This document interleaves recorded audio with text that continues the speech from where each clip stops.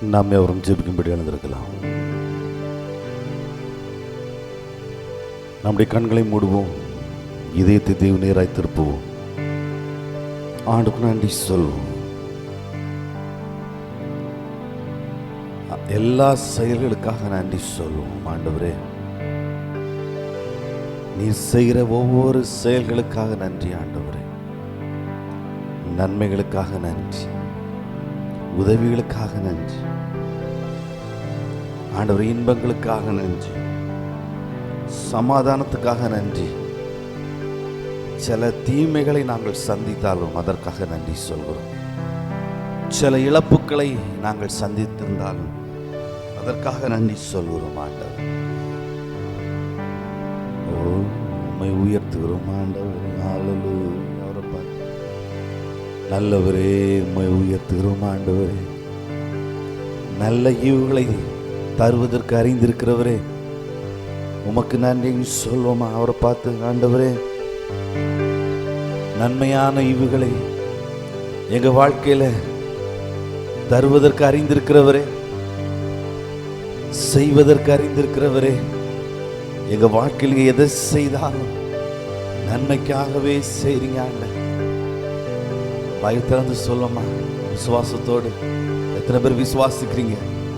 அவரை பார்த்து சொல்வீங்களா? ஆண்டவரே, எங்க வாழ்க்கையில் நடக்கிற ஒவ்வொரு நிகழ்வும் அது நன்மையாக இருந்தாலும் தீமையாக இருந்தாலும் நன்மைக்காகவே செய்கிறவர், நன்மைக்காகவே அனுமதிக்கிறவர், தீமைக்காக எதையும் அனுமதியாத தேவன். உமக்கு நன்றி ஆண்டவரே. ஆண்டவரே, அநேக காரியங்களை நீங்க தந்திருக்கீங்க, அதுக்காக நன்றி. சில காரியங்கள் எங்களை விட்டு போயிருக்குது, சில இழப்புகள் எங்க வாழ்க்கையில் வந்திருக்கலாம், அதுவும் நன்மைக்காக. நீர் கொடுத்ததும் நன்மைக்காக. சில காரியங்களை எங்களை விட்டு மாற்றிருக்கீங்க, எடுத்திருக்கீங்க, அதுவும் நன்மைக்காகவே. இயேசுவே,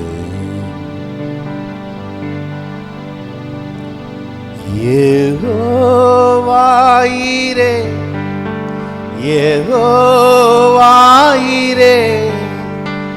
எல்லாமே பார்த்து கொள்வீரே. யெகோவாயிரே, யெகோவாயிரே,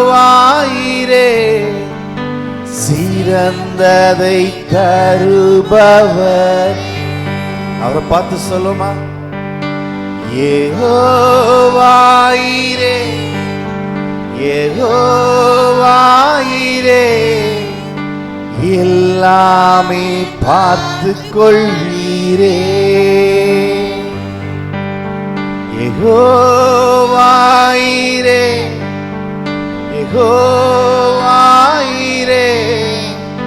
சிறந்ததை தருபவரே. நான் இழந்ததிலும் சிறந்ததையே என் வாழ்வில் தருபவரே. நான் இழந்ததிலும் சிறந்ததையே என் வாழ்வில் தருபவரே. யெகோவாயிரே, யெகோவாயிரே, எல்லாமே பார்த்து கொள்வீரே. யெகோவாயிரே, யெகோவாயிரே, சிறந்ததை தருபவர்.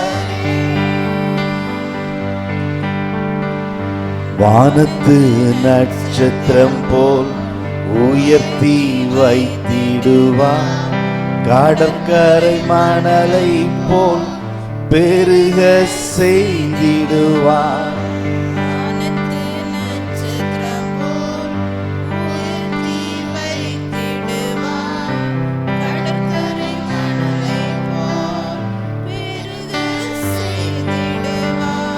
சங்க சந்ததிக்குள்ளே சகல ஜனங்களும் ஆசீர்வதிக்கப்படும். என் சந்ததிக்குள்ளே சகல ஜனங்களும் ஆசீர்வதிக்கப்படும். யெகோவாயிரே யெகோவாயிரே எல்லாமே பார்த்து கொள்வீர். யெகோவாயிரே யெகோவாயிரே சிறந்ததை தருபவரே. யெகோவாயிரே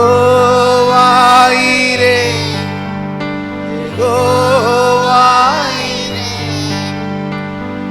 எல்லாமே பார்த்து கொள்வீரே.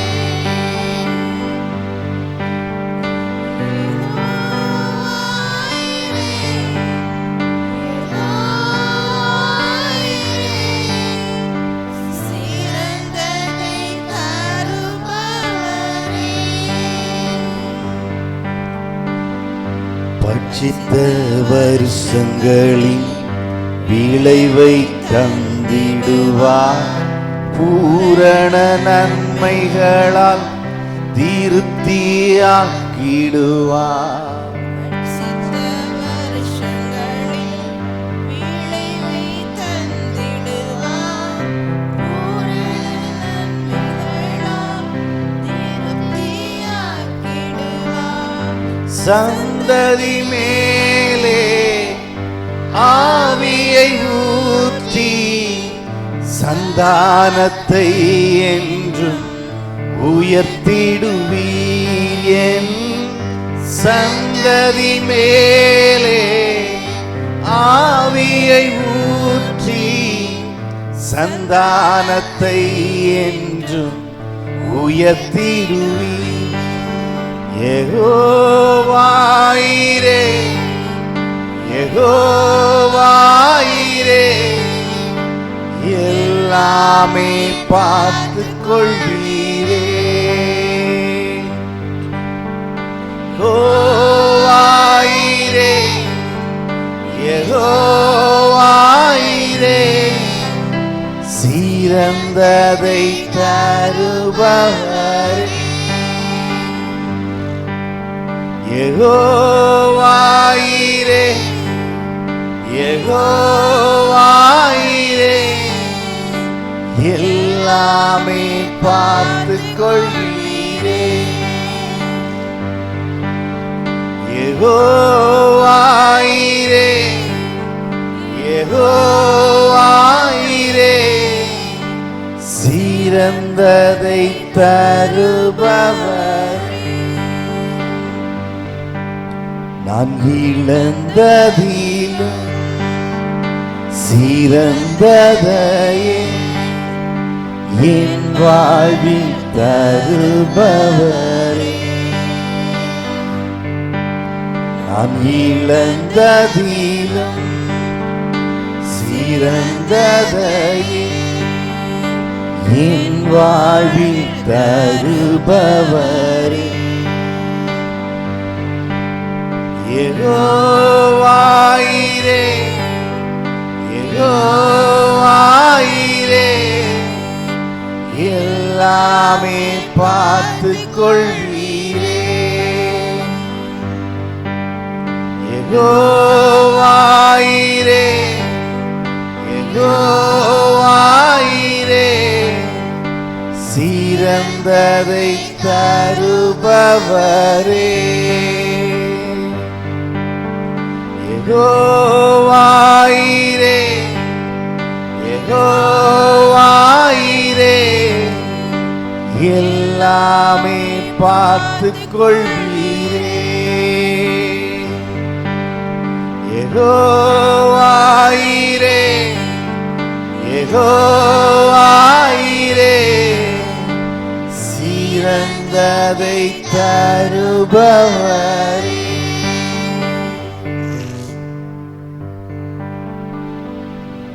சிறந்ததை தருகிறவரே, உமக்கு நன்றியா. நாங்கள் இழந்து போனதிலும் பெஸ்டானதை தருகிறவர், நன்மையானவர்களை தருகிறவர், நன்மையாகவே எல்லாவற்றையும் செய்து நிறைவேற்றி முடிக்கிறவர், எதையும் தீமைக்காக செய்யாதவரே, எல்லாவற்றையும் பார்த்துக் கொள்கிற தேவன், எல்லாவற்றையும் அறிந்திருக்கிற தேவன், உங்க சமூகத்தில் நாங்க வந்திருக்கிறோம். காலை நேரத்தில் நம்பிக்கையோடு கூட ஒரு நல்ல தகப்பனிடத்துல, நல்ல தேவனிடத்துல, நன்மை செய்கிறவரிடத்துல நம்பிக்கையோடு கடந்து வந்திருக்கிறோம். ஆண்டவர், உம்முடைய நாமத்தினால் நாங்கள் கூடி வந்திருக்கிறோம். உம்முடைய நன்மைகளால் எங்களை திருப்தியாக்குவீராக. உம்முடைய பிரசன்னத்தினால் எங்களை மூடுவீராக. நீ நல்லவராய் இருக்கிறீரே, எங்க வாழ்க்கையில் நன்மைகளை செய்யுங்க, உதவிகளை செய்யுங்க. ஒவ்வொன்றையும் ஆசீர்வதித்தாங்க, ஆராதனை ஆசீர்வதித்தாங்க, வார்த்தையை ஆசீர்வதித்தாங்க. உம்முடைய நாமத்தை மகிமைப்படுத்துங்க. எங்களை அர்ப்பணிக்கிறோம் எங்கள் ஆண்டவர் இயேசுவின் நாமத்தில். ஆமென். நம்ம அவர் உட்காரலாம்.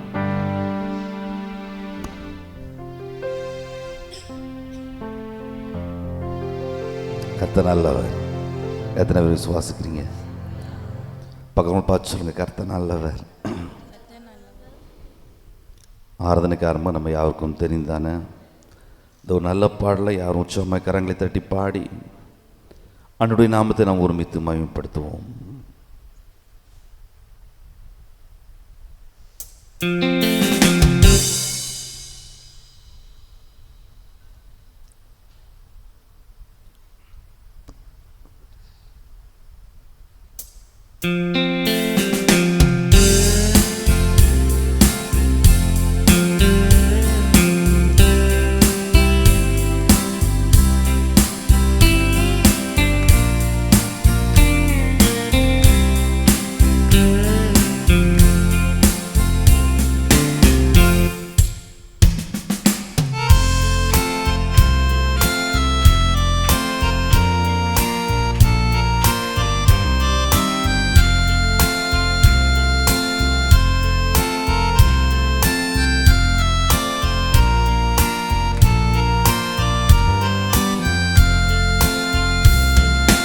கர்த்தர் என் மேய்ப்பராயிருக்கின்றாரே, தாழ்ச்சியடையேன் என்றுமே. கர்த்தர் என் மேய்ப்பராயிருக்கின்றாரே, தாழ்ச்சியடையேன் என்றுமே. கர்த்தர் என் மேய்ப்பராயிருக்கின்றாரே, தாழ்ச்சியடையேன் என்றுமே. கர்த்தர் என் மேய்ப்பராயிருக்கின்றாரே, தாழ்ச்சியடையேன் என்றுமே. அவர் என்னை புல்லுள்ள இடங்களில் மேய்த்து அமர்ந்த தண்ணீரண்டை நடத்துகிறார். அவர் என்னை புல்லுள்ள இடங்களில் மேய்த்து அமர்ந்த தண்ணீர் அண்டை நடத்துகிறார். கர்த்தர் என் மேய்ப்பராயிருக்கின்றாரே, தாழ்ச்சியடையேன் என்றுமே.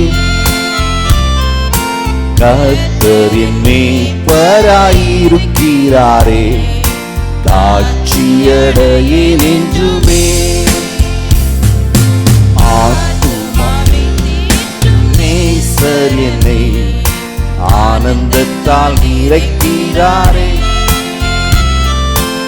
ஆத்துமாவை தேற்றும் நேசர் என்னை ஆனந்தத்தால் நிறைக்கிறாரே.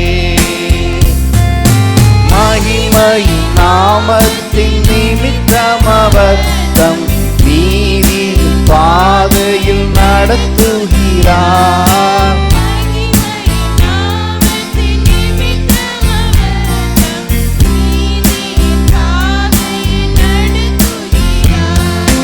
கர்த்தர் என் மேய்ப்பராயிருக்கிறாரே, தாழ்ச்சியடையேன் என்றுமே. கர்த்தர் என் மேய்ப்பராயிருக்கிறாரே, தாழ்ச்சியடையேன் என்றுமே. மரண பள்ளத்தாக்கில் நடந்திடினும் மாபெரும் தீங்குக்கும் அஞ்சேன்.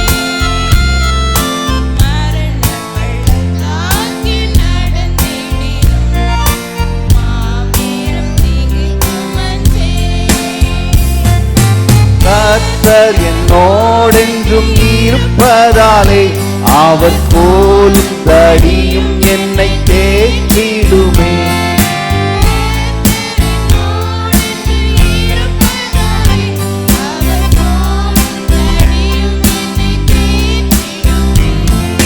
கர்த்தர் என் மேய்ப்பராயிருக்கிறாரே, தாழ்ச்சியடையேன் என்றுமே.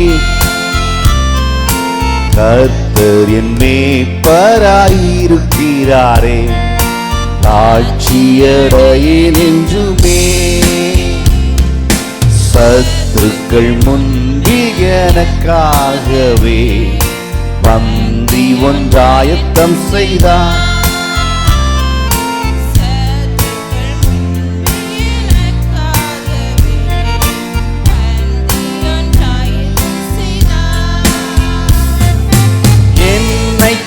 எண்ணெயால் அபிஷேகித்து என் பாத்திரம் நிரம்பியே வழிய செய்தார்.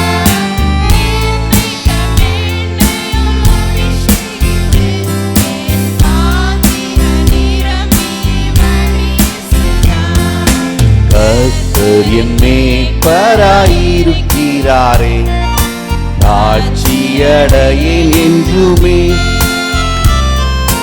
கர்த்தர் என் மேய்ப்பராயிருக்கிறாரே, தாழ்ச்சியடையேன் என்றுமே. ஜீவன் என்னில் உள்ள காலம் வரையும் நன்மை கிருபை தொடரும்.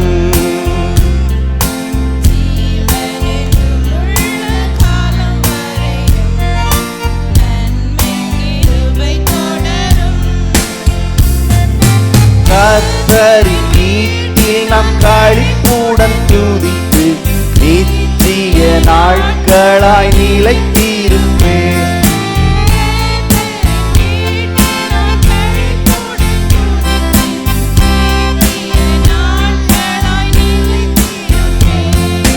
கர்த்தர் என் மேய்ப்பராயிருக்கிறாரே, தாழ்ச்சியடையேன் என்றுமே.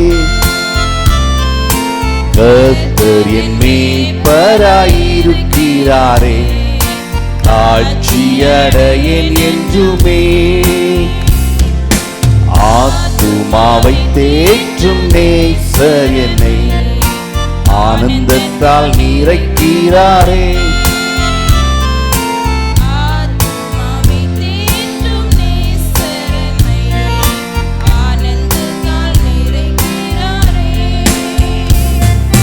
மகிமையின் நாமத்தின் நிமித்தம் அவர் தம் நீதியின் பாதையில் நடத்துகிறார்.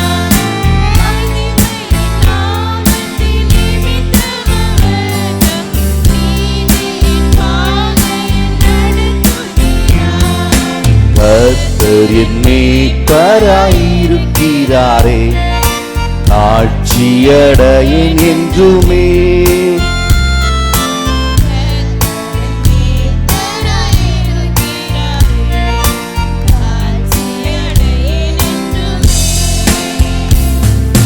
மரண பள்ளத்தாக்கில் நடந்திடினும் மாபெரும் தீங்குக்கும் அஞ்சேன்.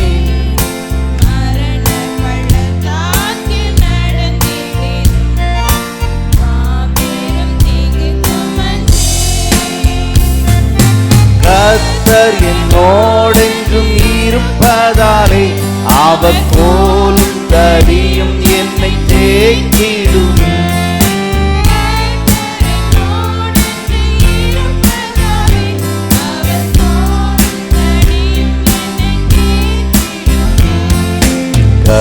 கர்த்தர் என் மேய்ப்பராயிருக்கிறாரே, தாழ்ச்சியடையேன் என்றுமே.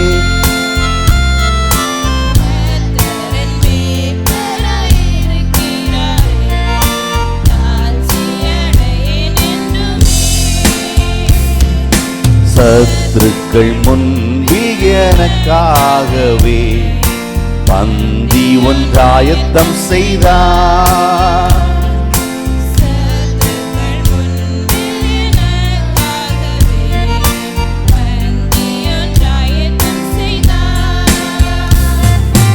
என்னை தம் எண்ணெயால் அபிஷேகித்து என் பாத்திரம் நிரம்பியே வழியச் செய்தார்.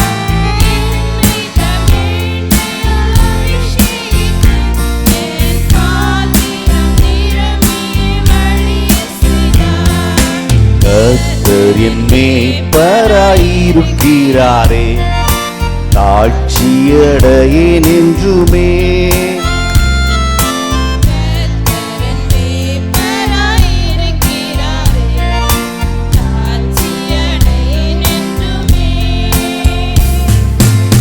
ஜீவன் என்னில் உள்ள காலம் வரையும் நன்மை கிருபை தொடரும்.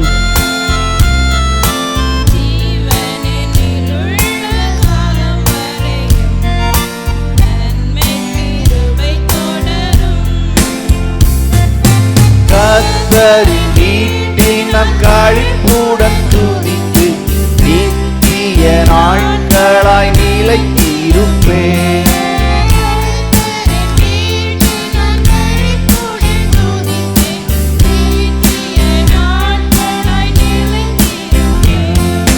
கர்த்தர் என் மேய்ப்பராயிருக்கிறாரே, தாழ்ச்சியடையேன் என்றுமே.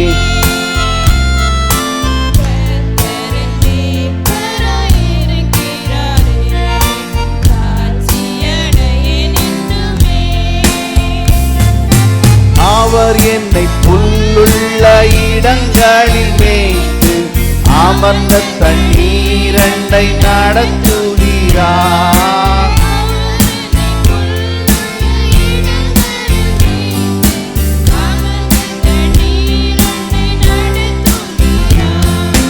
கர்த்தர் என் மேய்ப்பராயிருக்கிறாரே, தாழ்ச்சியடையேன் என்றுமே.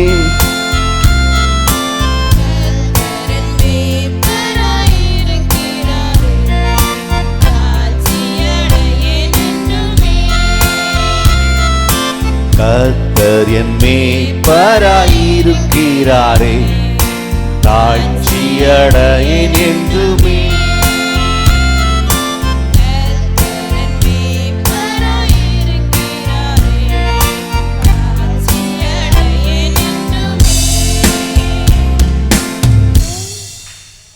கர்த்தர் நல்லவர். எத்தனை பேர் விசுவாசிக்கிறீங்க? ஜீவன் என்னில் உள்ள காலம் வரைக்கும், எல்லாரும் சொல்லுங்க, ஜீவன் என்னில் உள்ள காலம் வரைக்கும் நன்மை கிருபை மாத்திரமே. எத்தனை பேர் விசுவாசிக்கிறீங்க? ஆமென். ஏன்னா கர்த்தர் மேய்ப்பராக இருக்கிறாரு. அவர் இருக்கும் வரைக்கும் தீமையை அனுமதிக்க மாட்டார். எத்தனை பேர் விசுவாசிக்கிறீங்க? சிலர் சொல்லுவாங்கல்ல, சில வீட்டில் சில பிள்ளைகள் சில காரியங்களுக்காக அடம் பிடிக்கும்போது சில பெற்றோர்கள் அந்த பிள்ளையை சொல்லுவாங்க, நான் இருக்கும் வரைக்கும் இந்த வீட்டில் நீ நினைக்கிறது என்ன செய்யாது. ஆண்டவர் சொல்கிறாரு, அவர் இருக்கும் வரைக்கும். எத்தனை பேர் விசுவாசிக்கிறீங்க? அவர் இருக்கும் வரைக்கும். சங்கீதக்காரன் பார்த்தா அவர் இருந்துக்கிட்டே இருப்பார், நம்ம இருக்க மாட்டோம். ஆமென். அப்போது நான் என்ன கர்த்தர் இந்த உலகத்தில் உயிரோடு வைத்திருக்கிற நாள் வரைக்கும் என் வாழ்க்கையில் எந்த தீங்கும் நடக்காது. ஆமென். மனிதன் சொல்லக்கூடிய வார்த்தைகள் சில நேரங்களில் கர்த்தருக்கு கொஞ்சம் மாற்றி அமைச்சு தான் சொல்ல வேண்டியது இருக்குது. ஏன்னா மனுஷனுக்கும் கடவுளுக்கும் நிறைய வித்தியாசம் இருக்குது. மனுஷனுக்கு ஒரு குறிப்பிட்ட காலம் வரைக்கும் தான் இருப்பான். சில நேரத்தில் அவன் எவ்வளோ சொன்னாலும் அவனுடைய பலன், அவனுடைய என்ன சொல்கிறது, அதிகாரம் எல்லாம் கொஞ்ச நாளைக்கு தான். அதுக்கு பிறகு வயசான பிறகு யார் மதிக்கிறா? யாருமே மதிக்க மாட்டாங்க. அதுக்கு பிறகு ஒரு காலத்தில் பயந்தவங்கெல்லாம் அதுக்கு பிறகு நம்மளை பார்த்து கிண்டல் பண்ண ஆரம்பிச்சிருவாங்க. நம்ம ஒரு டம்மி பீஸாக மாறிடுவோம் அதுக்கு பிறகு. ஆனால் கர்த்தர் அப்படி ஆகிறதே இல்லை. எத்தனை பேர் நம்புறீங்க? அவருக்கு வயசாகிறதே இல்லை. பக்கங்களை பார்த்துருங்க, அவருக்கு வயசாகிறதே இல்லை. அவருடைய பலன் குன்றி போவதே இல்லை. அவர் பலன் இல்லாமல் போகிறதே கிடையாது. அவருக்கு முடிவே கிடையாது. முடிவே இல்லாத ஆண்டவர். அவர் சொல்கிறார், நான் உனக்கு மேய்ப்பராக இருக்கிறேன். உலகத்தில் சில மனிதர்கள் சில காரியங்களை சொல்லுவாங்க. அப்போது அந்த மனிதர்கள் ஒருவேளை இந்த உலகத்தை விட்டு மாற்றப்பட்டிருக்கலாம். அப்போது அவங்க சொன்ன வார்த்தையை நம்பினவங்க சொல்லுவாங்க, அவங்க இருந்திருந்தால் இந்த மாதிரி எங்களுக்கு வந்திருக்காது, அவங்க இருந்திருந்தால் இப்படிலாம் நடக்க விட்டுருக்க மாட்டாங்க. என்ன செய்ய, அவங்கெல்லாம் போயிட்டாங்க, இப்போ அதனால தான் இப்போ எல்லாரும் இப்படி பண்ணுறாங்க, இப்படிலாம் சொல்லுவோம் இல்லையா? நான் சொல்கிறேன், அவர் இல்லாமல் போவதே இல்லை. ஆமென். நம்ம இருக்கும் வரைக்கும், நம்ம மூக்கில் நம்முடைய நாசியில் சுவாசம் இருக்கும் வரைக்கும் அவர் சொல்கிறாரு, அவருடைய நன்மை, அவருடைய கிருபை. எத்தனை பேர் நம்புறீங்க? எத்தனை பேர் விசுவாசிக்கிறீங்க? இருக்கும் வரைக்கும் அவருடைய நன்மையும் அவருடைய கிருபையும் நம்மை தொடரும். ஆமென். இன்னொரு பாடலை நம்ம அவர் எழுதிட்டு உற்சாகமாக கரங்களை தட்டி பாடி அவனுடைய நாமத்தை நாம் ஒருமித்து மகிமைப்படுத்துவோம். கர்த்தர் நல்லவர்.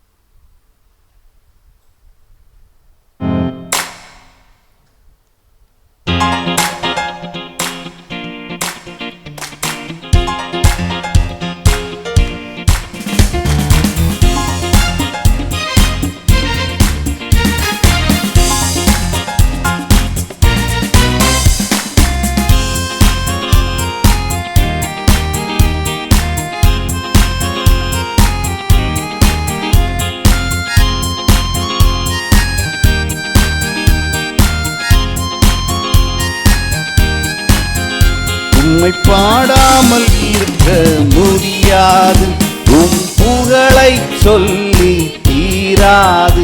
உம்மை பாடாமல் இருக்க முடியாது, உம் புகழை சொல்லி தீரா. உம்மை பாடாமல் இருக்க,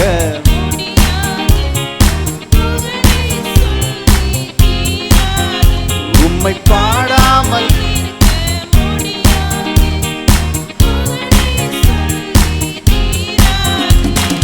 புண்ணியரே உம் புகழை எண்ணி எண்ணி நான் மகிழ்வேன்.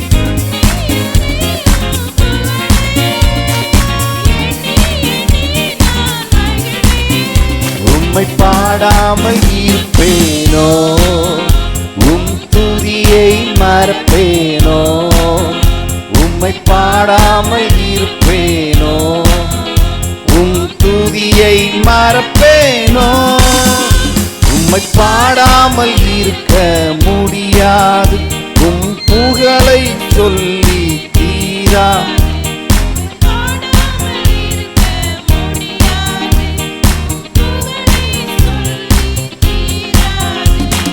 நல்மேற்பராய் என்னை நடத்துகிறீ, தாட்சி எனக்கில்லையே. உள்ளுள்ள இடங்களில் மேய்க்கின்றி, ஜீவ தண்ணீரை பருகிடுவே.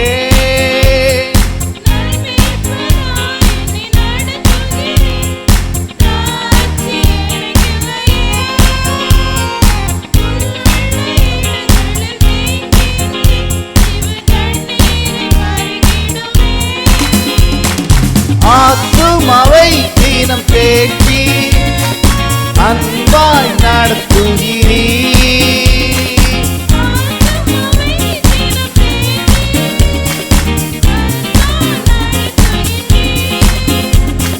பாடாமல் இருப்பேனோ, உம் துதியை மறப்பேனோ. உம்மை பாடாமல் இருப்பேனோ, மறப்பேனோ உம்மை பாடாமல் இருக்க முடியாது உம் புகழை சொல்லி தீராது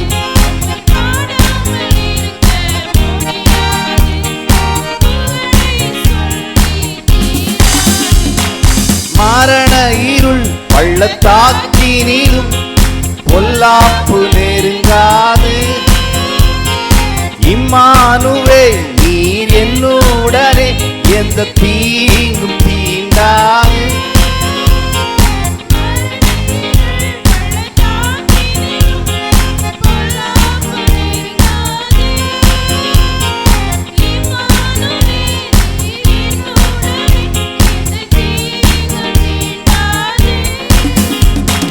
மேற்பனிக்கோ என்னை தேற்றும் தேக்கரவாளரால் கைத்தடி என்னை காக்கும் கர்த்தரின் வார்த்தையே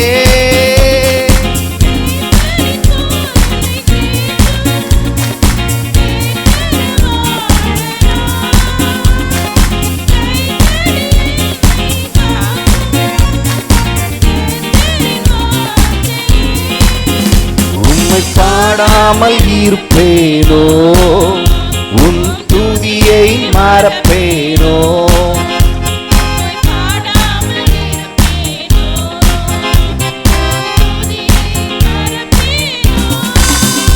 உம்மை பாடாமல் இருக்க முடியாது உம் புகழை சொல்லி தீராது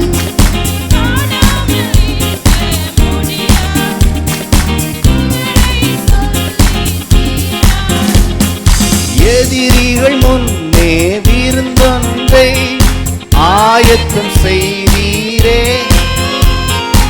அபிஷேகத்தால் என்னை நிறைத்தீரே என் பாத்திரம் வழிகின்றதே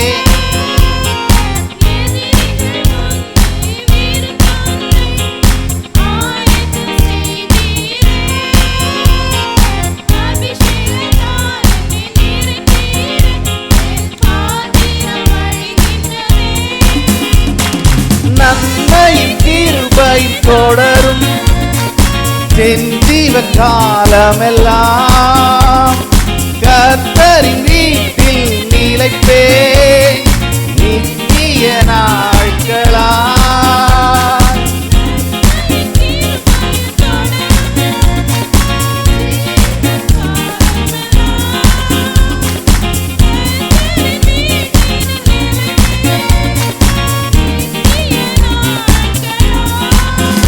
உம்மை பாடாமல் இருப்பேனோ உம் துதியை மறப்பேனோ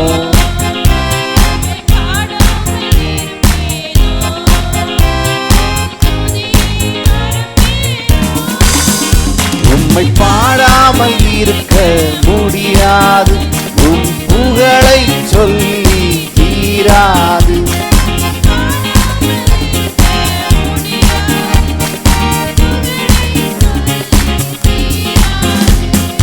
நல்மேய்ப்பரா என்னை நடத்துகிறீ தாழ்ச்சி எனக்கில்லையே புல்லுள்ள இடங்களில் மேய்க்கின்றி ஜீவ தண்ணீரை பருகிடுவே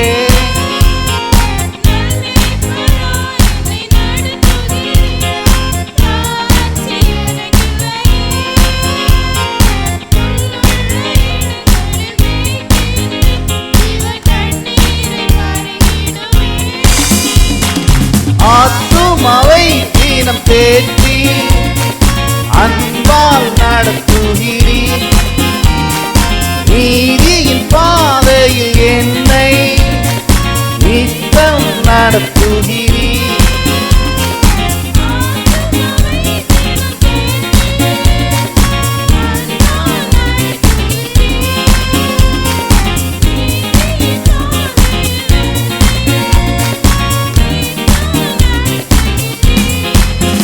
உம்மை பாடாமல் இருப்பேனோ உன் துதியை மறப்பேனோ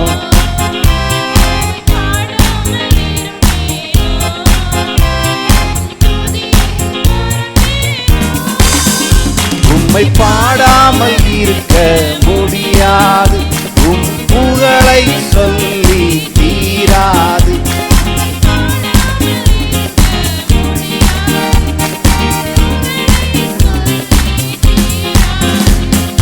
மரண இருள் பள்ளத்தாக்கினிலும் பொல்லாப்பு நெருங்காது. இம்மானுவேல் நீர் என்னுடனே, எந்த தீங்கும் தீண்டாது.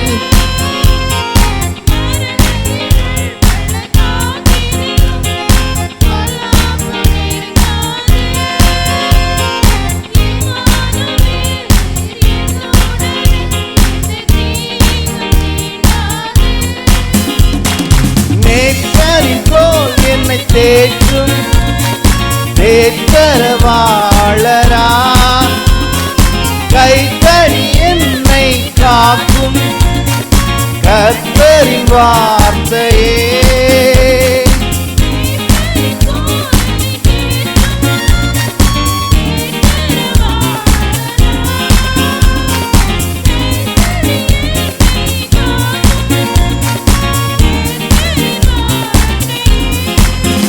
உம்மை பாடாமல் இருப்பேனோ, உம் துதியை மறப்பேனோ.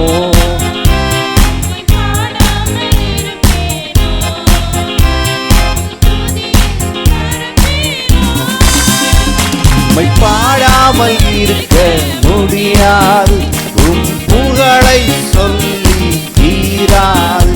உம்மை பாடாமல் இருக்க முடியாது, உம் புகழை சொல்லி தீராது. எதிரிகள் முன் இருந்தொன்றை ஆயத்தம் செய்தீரே,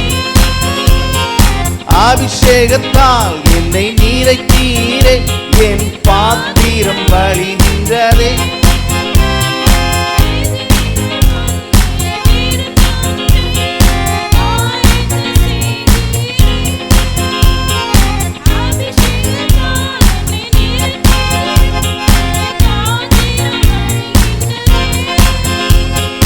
நன்மையும் கிருபையும் தொடரும் என் ஜீவ காலம் எல்லாம். கர்த்தரின் வீட்டில் நிலைப்பே நித்திய நாட்களா.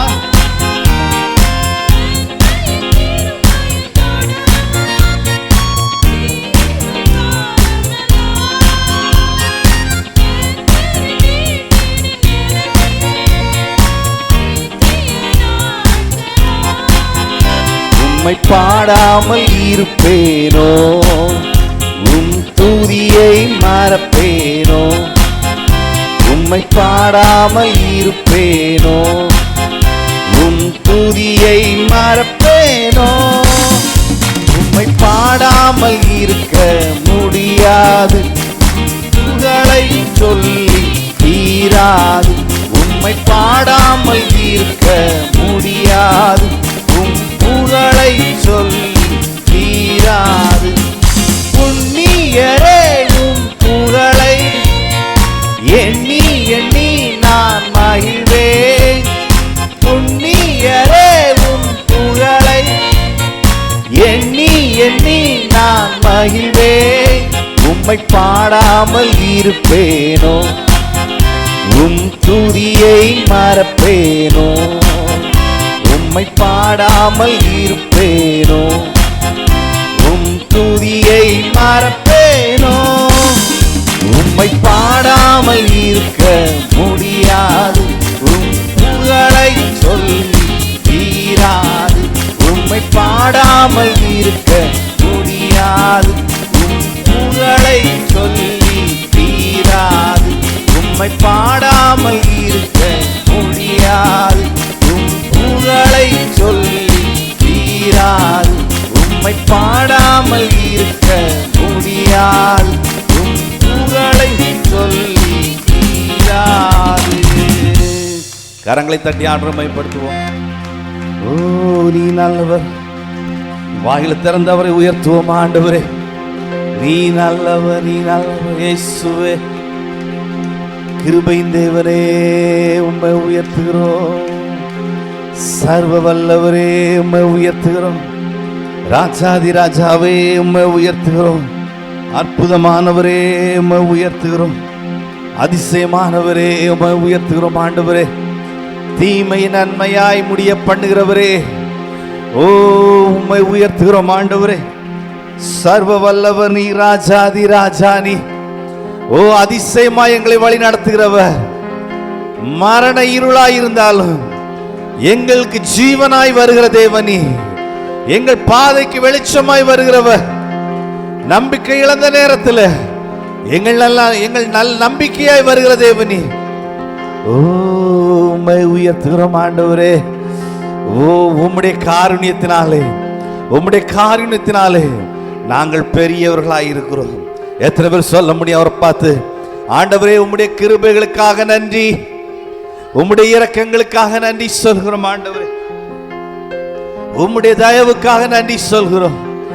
உம்முடைய வழிகாட்டுதலுக்காக நன்றி சொல்கிறோம். ஆண்டவரே, ஓ நீ செய்த செயல்களுக்காக, நீர் வழிநடத்தி வந்த விதங்களுக்காக நன்றி சொல்கிறோம். ஆண்டவர், எங்களுக்கு நல்லவராய் இருந்தீரே, வல்லவராக இருந்தீரே, போதுமானவராக இருந்தீரே, குறைவின் மத்தியிலும் நிறைவானவராய் இருந்தீரே, எங்களை நிறைவாய் வழி நடத்தினீரே, தாட்சி இல்லாமல் வழி நடத்தினீரே, தேவைகளை சந்தித்தீரே, எங்களுக்கு உதவி செய்தீரே, பலவீன நேரத்தில் உம்முடைய பலனை தந்தீரே, சுகவீன நேரத்தில் சுகத்தை தந்தீரே, பாதை இல்லாத நேரத்தில் பாதை காட்டினீரே, உமக்கு நன்றி. இயேசுவே உம்மை உயர்த்துகிறோம். ஆண்டவர், ஓ உம்மை உயர்த்துகிறோம். ஆண்டவரே, ஒரு மந்தையை நடத்துவது போல நீர் எங்களை நடத்துகிற தேவனாய் இருக்கிறீர். ஒரு நாளும் ஒரு மேய்ப்பன் புல்லில்லாத இடத்துல மந்தையை கொண்டு போறதே இல்லை.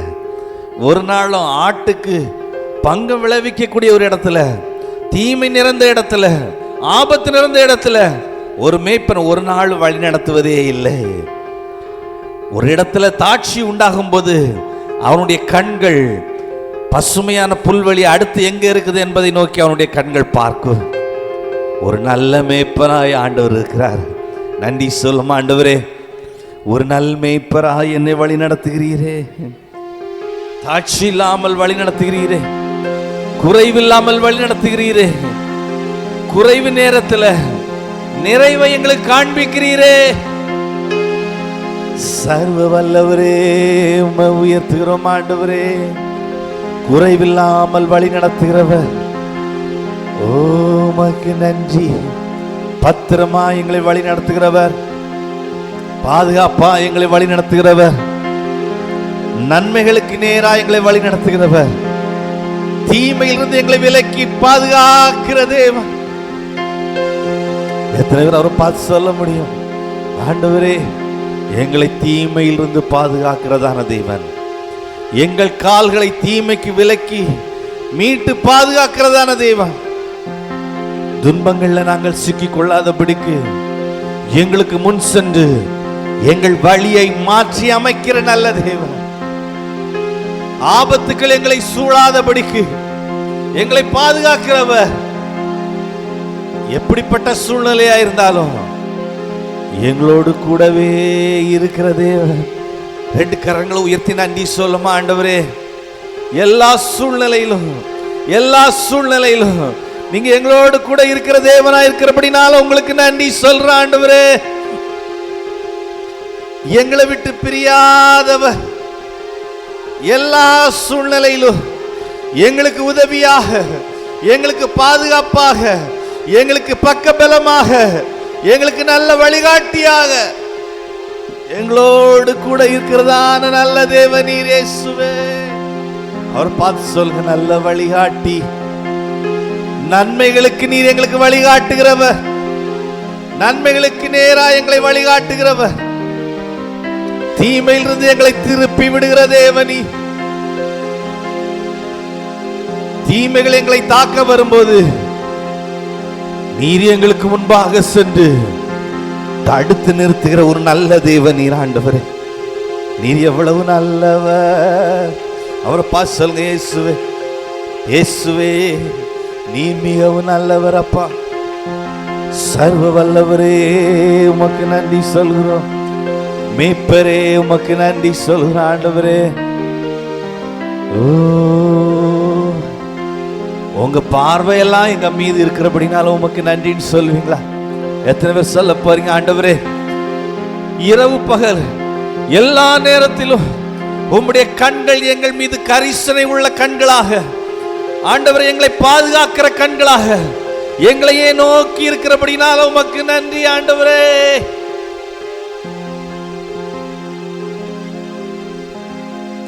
சங்கீதக்காரன் சொல்றான், ஆண்டவரே நீங்க எனக்கு மேய்ப்பர் ஆண்டவரே.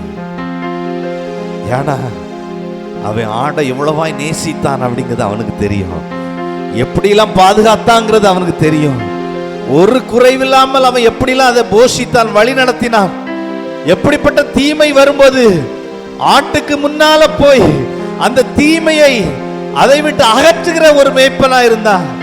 அவன் நினைச்சு பார்க்கிறான், ஒன்றுக்கும் உதவாத ஒரு மனுஷனா நானே இந்த மாதிரி இப்படிலாம் ஆடுகளை நேசிப்பேன்னா, நான் ஆராதிக்கிற தேவன் என்னை பார்க்கிலும் மிகவும் பெரியவர். எத்தனை பேர் சொல்ல போறீங்க, ஆண்டவரே நீர் என்னை பார்க்கிலும் மிகவும் பெரியவர். ஆண்டவரே என்னை பார்க்கில் நீ சர்வ வல்லவர், என்னை பார்க்கில் நீ ஞானம் உள்ளவர், என்னை பார்க்கில் நீர் பலம் உள்ளவர், எங்களை பார்க்கில் நீர் கரிசனை உள்ள தேவன் ஆண்டவரே. ஓ உம்மை உயர்த்துகிறோம் ராஜாதி ராஜாவே, எங்கள் கண்மலையானவரே, எங்கள் கோட்டையானவரே, எங்கள் பாதுகாப்பானவரே, எங்களோடு கூட இருக்கிறவரே.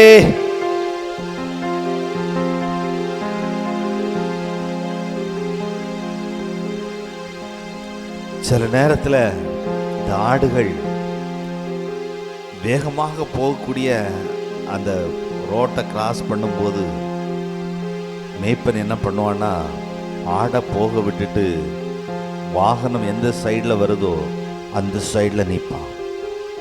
என் ஆடுகள் போகணும். ஒரு வாகனம் அந்த ஆட்டை மோதணும்னா ஃபர்ஸ்ட் அந்த மேய்ப்பனை மோதணும்.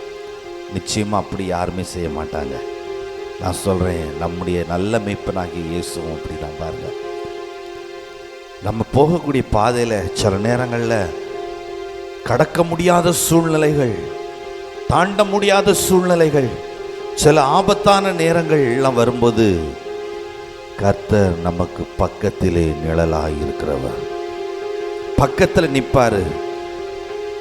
என்னுடைய மந்தை போகட்டும், அதுக்கு பிறகு நீ போகலாம்.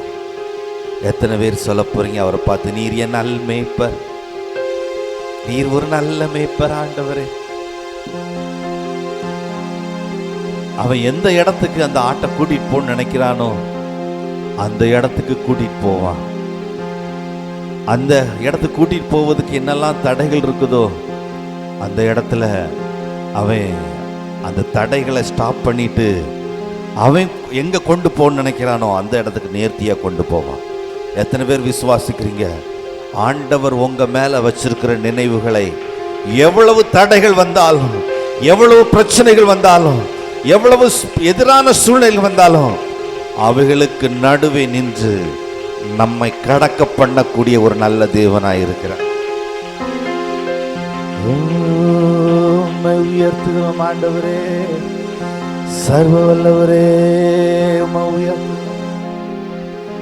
சில நேரத்தில் இந்த ஆடுகள் தொடர்ச்சியாக போயிட்டே இருக்கும்போது ஆடுகள் ரொம்ப ஸ்பீடாக போய்கிடாது, வாகனம் ரொம்ப ஸ்பீடாக போகும். அந்த நேரத்தில் அந்த மேய்ப்பன் சைடில் நின்று அந்த ஆட்டை ஒரு சைடாக ஒதுக்கிட்டு அந்த வாகனம் போவதற்கு வழி விட்டு கொடுப்பான். ஏன்னா ஆடு அடிபட்டுறக்கூடாது. நான் சொல்கிறேன், சில நேரத்தில் தீமைகள் பின்னால் வரும்போது கர்த்தர் அந்த தீமை நம்மை கடந்து போக பண்ணுகிறவர். எத்தனை பேர் விசுவாசிக்கிறீங்க? ஆண்டவரே எல்லாரும் சொல்லுங்க, கரங்களை உயர்த்தி, தீமைகளை, பொல்லாப்புக்களை, ஆபத்துக்களை எங்களை விட்டு கடந்து போக பண்ணுகிற தேவனி. அச்சுறுத்தல் உள்ள இடத்துல இருந்து ஆட்டை அங்கிருந்து மாற்றி இளைப்பாறுதலான இடத்துல கொண்டு போய் அங்கே ஆடுகளை படுக்க வைக்கிற நல்ல தேவன். தீமைகள் நிறைந்த இடத்திலிருந்து மாற்றி தீமை இல்லாத இடத்துல, சமாதானமான இடத்துல கர்த்தர் அங்கே அமர பண்ணுகிறவர். அவர் பார்த்து சொல்லுங்க, என் நல்ல மேய்ப்பர் நீங்க, என் நல்ல மேய்ப்பர் நீங்க. எவ்வளவு சூழ்நிலையா இருந்தாலும், எவ்வளவு பெரிய மழை வந்தாலும், எந்த காட்டு பகுதியா இருந்தாலும், ஆடு எங்க படுத்திருக்குமோ மேய்ப்பன் அங்க இருப்பான். என்னோடு கூட இருக்கிறவர். அவரை பார்த்து சொல்வீங்களா, என்னோடு கூட இருக்கிறவரே, எந்த தீமை நடுவிலும் எங்களை விட்டுட்டு ஓடாத ஒரு தேவன், எங்க கூட இருந்து எங்களை பாதுகாக்கிற தேவன்.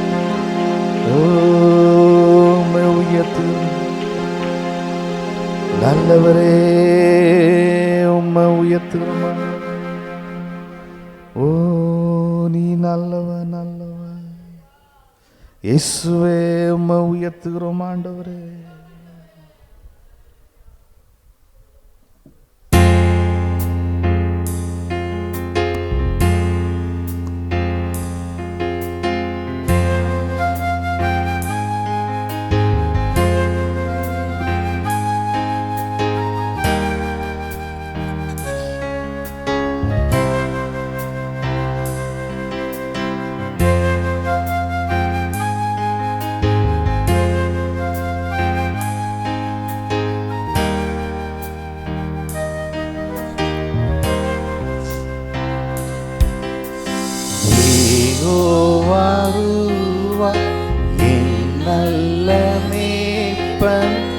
குறை ஒன்றும் எனக்கில்லையே.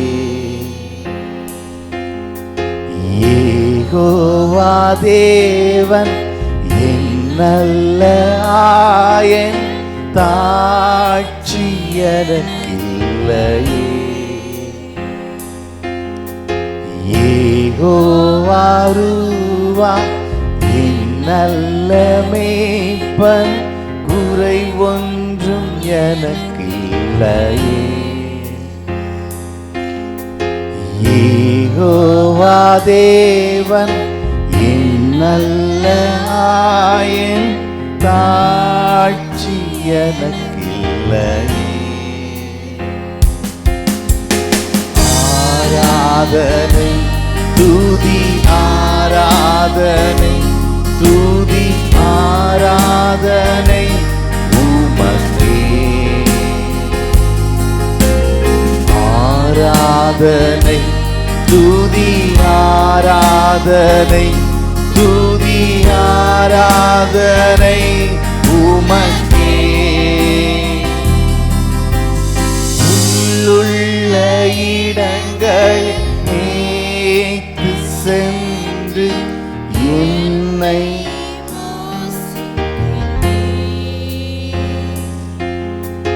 அமர்ந்த தண்ணீரண்டை என்னை நடத்தி தாகம் தீர்க்கின்றீ.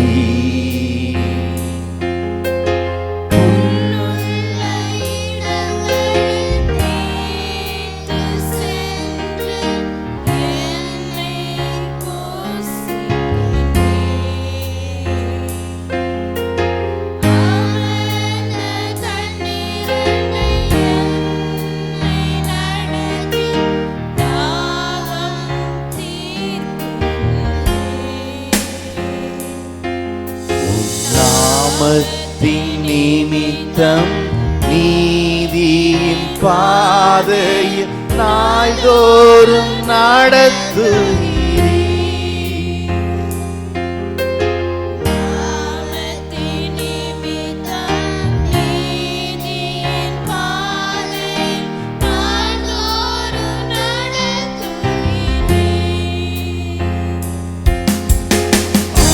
ஆராதனை துதி ஆராதனை, துதி ஆராதனை உமக்கே. ஆராதனை துதி துதி ஆராதனை உமக்கே. எதிரிகள் முன்னே எனக்கொரு பந்தியை ஆயத்தப்படுத்துகிறீ.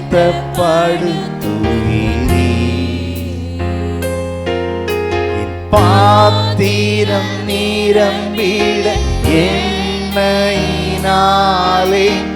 அபிஷேகம் செய்கின்றீ.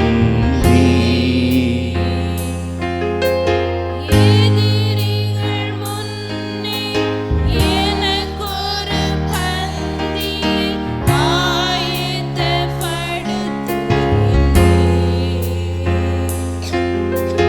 பாத்திரம் நிரம்பிட எண்ணெயினாலே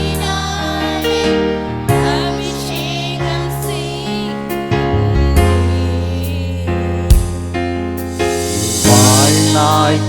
வாழ்நாட்களெல்லாம் நன்மையும் கிருபையும் தொடர செய்திடுமே.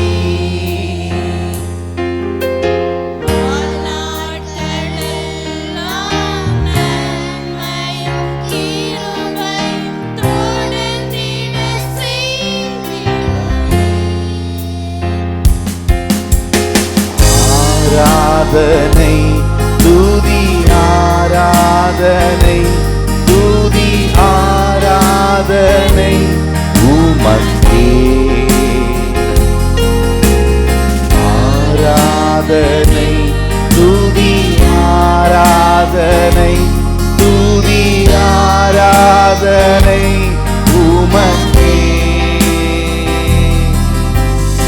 அழைத்த நேரம் என்னவென்று கேட்க வந்தி என்னை காணும் எல்ரோயே. கூப்பிட்ட நேரம் உதவிட வந்தி என்னை கேட்கும் எபினேசரே.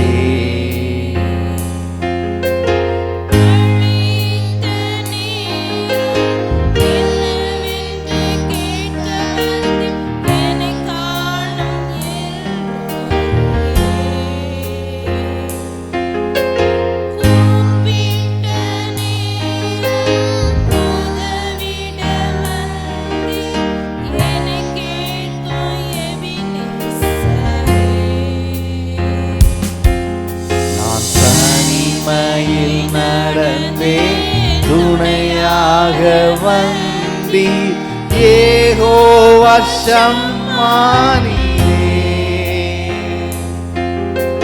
தனிமையில் நடந்தே துணையாக வந்தி யெகோவா ஷம்மானியே.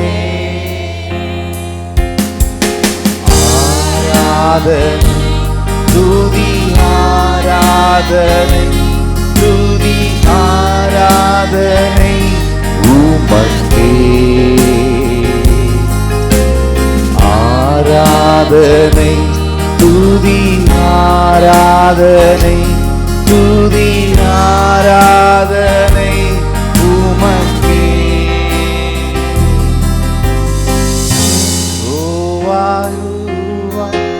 என் நல்ல மேய்ப்பன் குறைவொன்றும் எனக்கில்லையே. யெகோவா தேவன் என் நல்ல ஆயன் தாட்சி எனக்கில்லையே. யெகோவா ரூவா என் நல்ல மேய்ப்பன் குறைவொன்றும் எனக்கில்லையே. யெகோவா தேவன் என் நல்ல ஆயன் தாட்சி எனக்கில்லையே. ஆராதனை துதி ஆராதனை துதி ஆராதனை உமக்கே.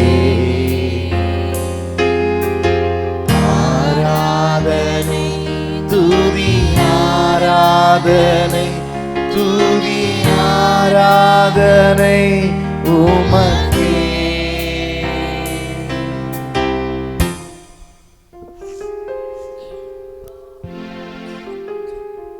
உம்மை உயர்த்துகிறோம் ஆண்டவர். நாங்க கூப்பிடும்போது எங்களுக்கு மறு உத்தரவு அருளி செய்கிறவர், ஆபத்து நேரத்தில் எங்களுக்கு உதவி செய்ய வருகிறவர், நாங்கள் தனிமையில் நடக்கும்போது துணையாய் கூட வருகிறவர், எங்களை ஒருபோதும் தனியாய் விடாதவர், உங்க சமூகத்திலிருந்து எங்களை பிரிக்காதவர், எங்க பேரில் கரிசனை உள்ள தேவன், ஒரு நல்ல மேய்ப்பர், நீங்க நல்ல எஜமான், ஒரு நல்ல ஆண்டவர், எங்களுக்கு உதவி செய்கிற தேவன், எங்களை அதிகமாய் நேசிக்கிறவர், குறைவில்லாமல் வழி நடத்துகிறவர். எங்களை சுற்றி குறைவுகள் இருக்கலாம், ஆனா எங்களுக்கு குறைவில்லை. எத்தனை பேர் சொல்ல முடியும், ஆண்டவரே எங்களை சுற்றி குறைவுகள் இருக்கலாம், எங்களை சுற்றி தீமைகள் இருக்கலாம், ஆனா எங்களுக்கு குறைவில்லை, ஆனா எங்களுக்கு தீமை இல்லை. ஏன்னா நீங்க எங்களோடு கூட இருக்கீங்க. நல்லவராய், குறைவில்லாமல் வழி நடத்துகிறவராய், எங்களுக்கு உதவி செய்கிறவராய், எங்களை தாங்குகிறவராய், எங்களை பலப்படுத்துகிறவராய், எங்களுக்கு சகாயம் செய்கிறவராய் நீங்க கூட இருக்கிறபடினால உமக்கு நன்றி சொல்றோம். நீங்க எங்களுக்கு வழிகாட்டுகிறபடியால் நன்றி சொல்கிறோம். இதுவரைக்கும் எங்க வாழ்க்கையில செய்து வருகிற எல்லா செயல்களுக்காக, எல்லா உபகாரங்களுக்காக, எல்லா நன்மைகளுக்காக, எல்லா ஒத்தாசைகளுக்காக நன்றி சொல். தொடர்ந்து நீங்க மகிமைப்படுங்க. உம்முடைய நாமம் மகிமைப்படட்டும், உம்முடைய சித்தம் நிறைவேறட்டும், உம்முடைய ராஜ்யம் ஸ்தாபிக்கப்படட்டும்.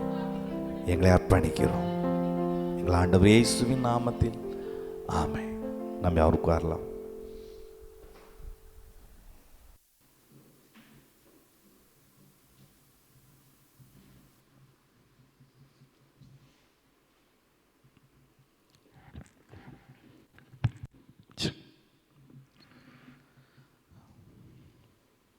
தேவனுடைய ராஜ்யத்தை விதைக்கும்படி உங்கள் விதைகளை கரங்கள் எடுத்துக்கொள்ளலாம். என்னுடன் சேர்ந்து அறிக்கை செய்து விதைக்கும்படி கேட்டுக்கொள்கிறேன். நல்ல பிதாவே, நான் இந்த விதையை கிறிஸ்து என்னும் நல்ல நிலத்திலே விசுவாசத்துடன் விதைக்கிறேன். இந்த விதை முளைத்து 100 மடங்கு பலனை தரும் என்று நான் விசுவாசிக்கிறேன். அந்த பலனை எடுத்து நான் தேசங்களையும் சபைகளையும் இல்லாதவர்களையும் வாழ வைப்பேன். ஆமேன். இயேசுவின் நாமத்தில் நாம் விசுவாசத்தோடு கூட இதை நாம் விதைக்கலாம்.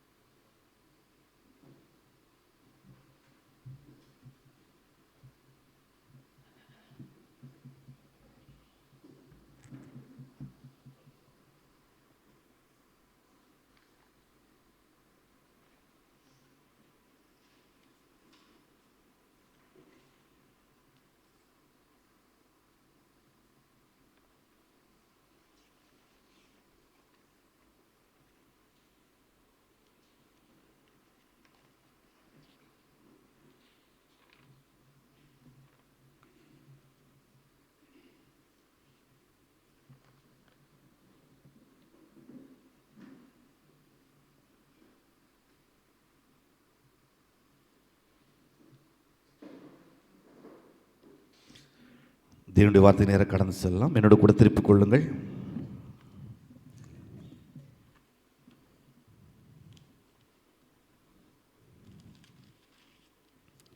யோவான் சுவிசேஷம்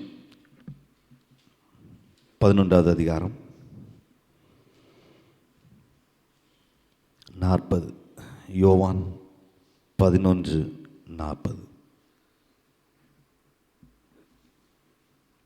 வாசிக்கிறேன். இயேசு அவளை நோக்கி, நீ விசுவாசித்தால் தேவனுடைய மகிமை காண்பாய் என்று நான் உனக்கு சொல்லவில்லையா என்றார். நீங்கள் எல்லாரும் சத்தமாய் சேர்ந்து வாசிக்கலாம். வாசிக்கும்போது உங்களுக்கு தெரியும், புதிய ஏற்பாட்டில் 144வது பக்கம், புதிய ஏற்பாட்டில் 144வது பக்கத்தில் இருக்குது. எடுக்காதவங்க எடுத்துக்கொள்ளுங்கள். உங்கள் கண் பார்க்கணும், உங்கள் கை அந்த வேர்டில் மூவ் ஆகணும், உங்கள் விரல் அதில் மூவ் ஆகணும். நீங்கள் வாசிக்கிறது உங்கள் காதுக்கும் கேட்கணும், பக்கத்தில் இருக்கவங்க காதுக்கும் கேட்கணும். அந்த மாதிரி சத்தமாக நீங்கள் வாசிக்கலாம்.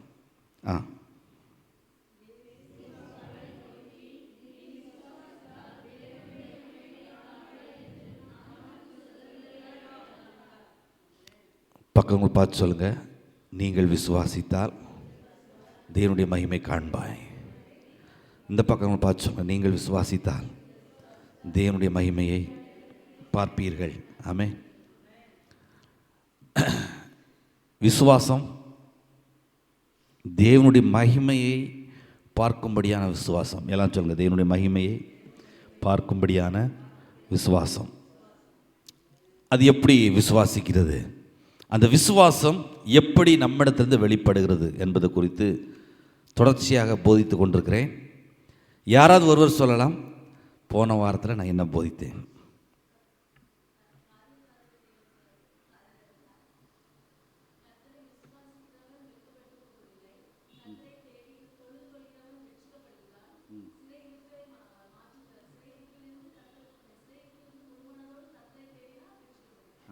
ஆமாம், கிளாப் பண்ணுங்க.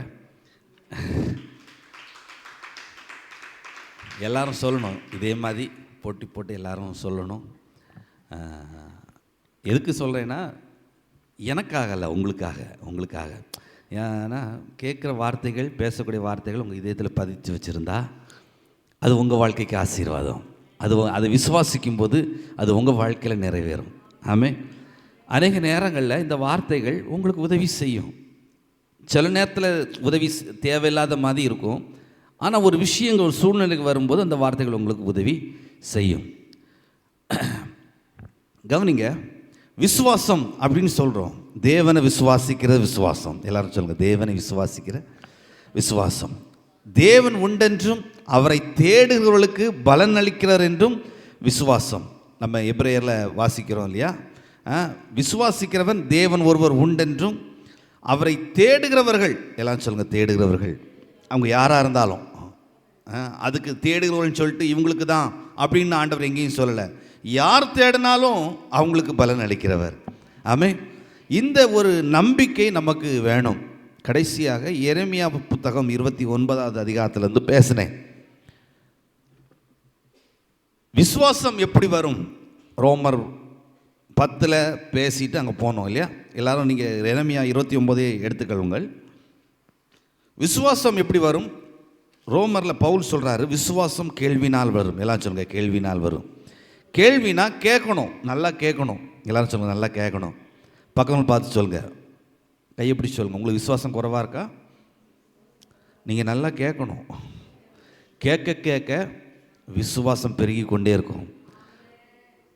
நீங்கள் கேட்குறதையே குறைச்சிட்டிங்கன்னா நிச்சயமாக உங்கள் வாழ்க்கையில் விசுவாசம் வரவே வராது. பவுல் தெளிவாக சொல்கிறாரு. அப்போ எந்த அளவுக்கு நம்ம கேட்குறோமோ அந்த அளவுக்கு நமக்குள்ளாக இருக்கிற விசுவாசம் பெருக ஆரம்பிக்குது. ஏன்னா இந்த விசுவாசத்தினால தான் ரட்சிப்பு, இந்த விசுவாசத்தினால தான் வெற்றியே கர்த்தர் வைத்திருக்கிறார். கர்த்தர் சொல்கிறாரு, உங்கள் விசுவாசமே உலகத்தை ஜெயிக்கிற ஜெயம். அப்போ வாழ்க்கையில் பலவிதமான சூழ்நிலைகள் நமக்கு வராதுன்னு சொல்லலை. பலவிதமான தீமைகள் வரும், பலவிதமான சூழ்நிலைகள் வரும், எதிர்மறையான காரியங்கள்லாம் வரும்.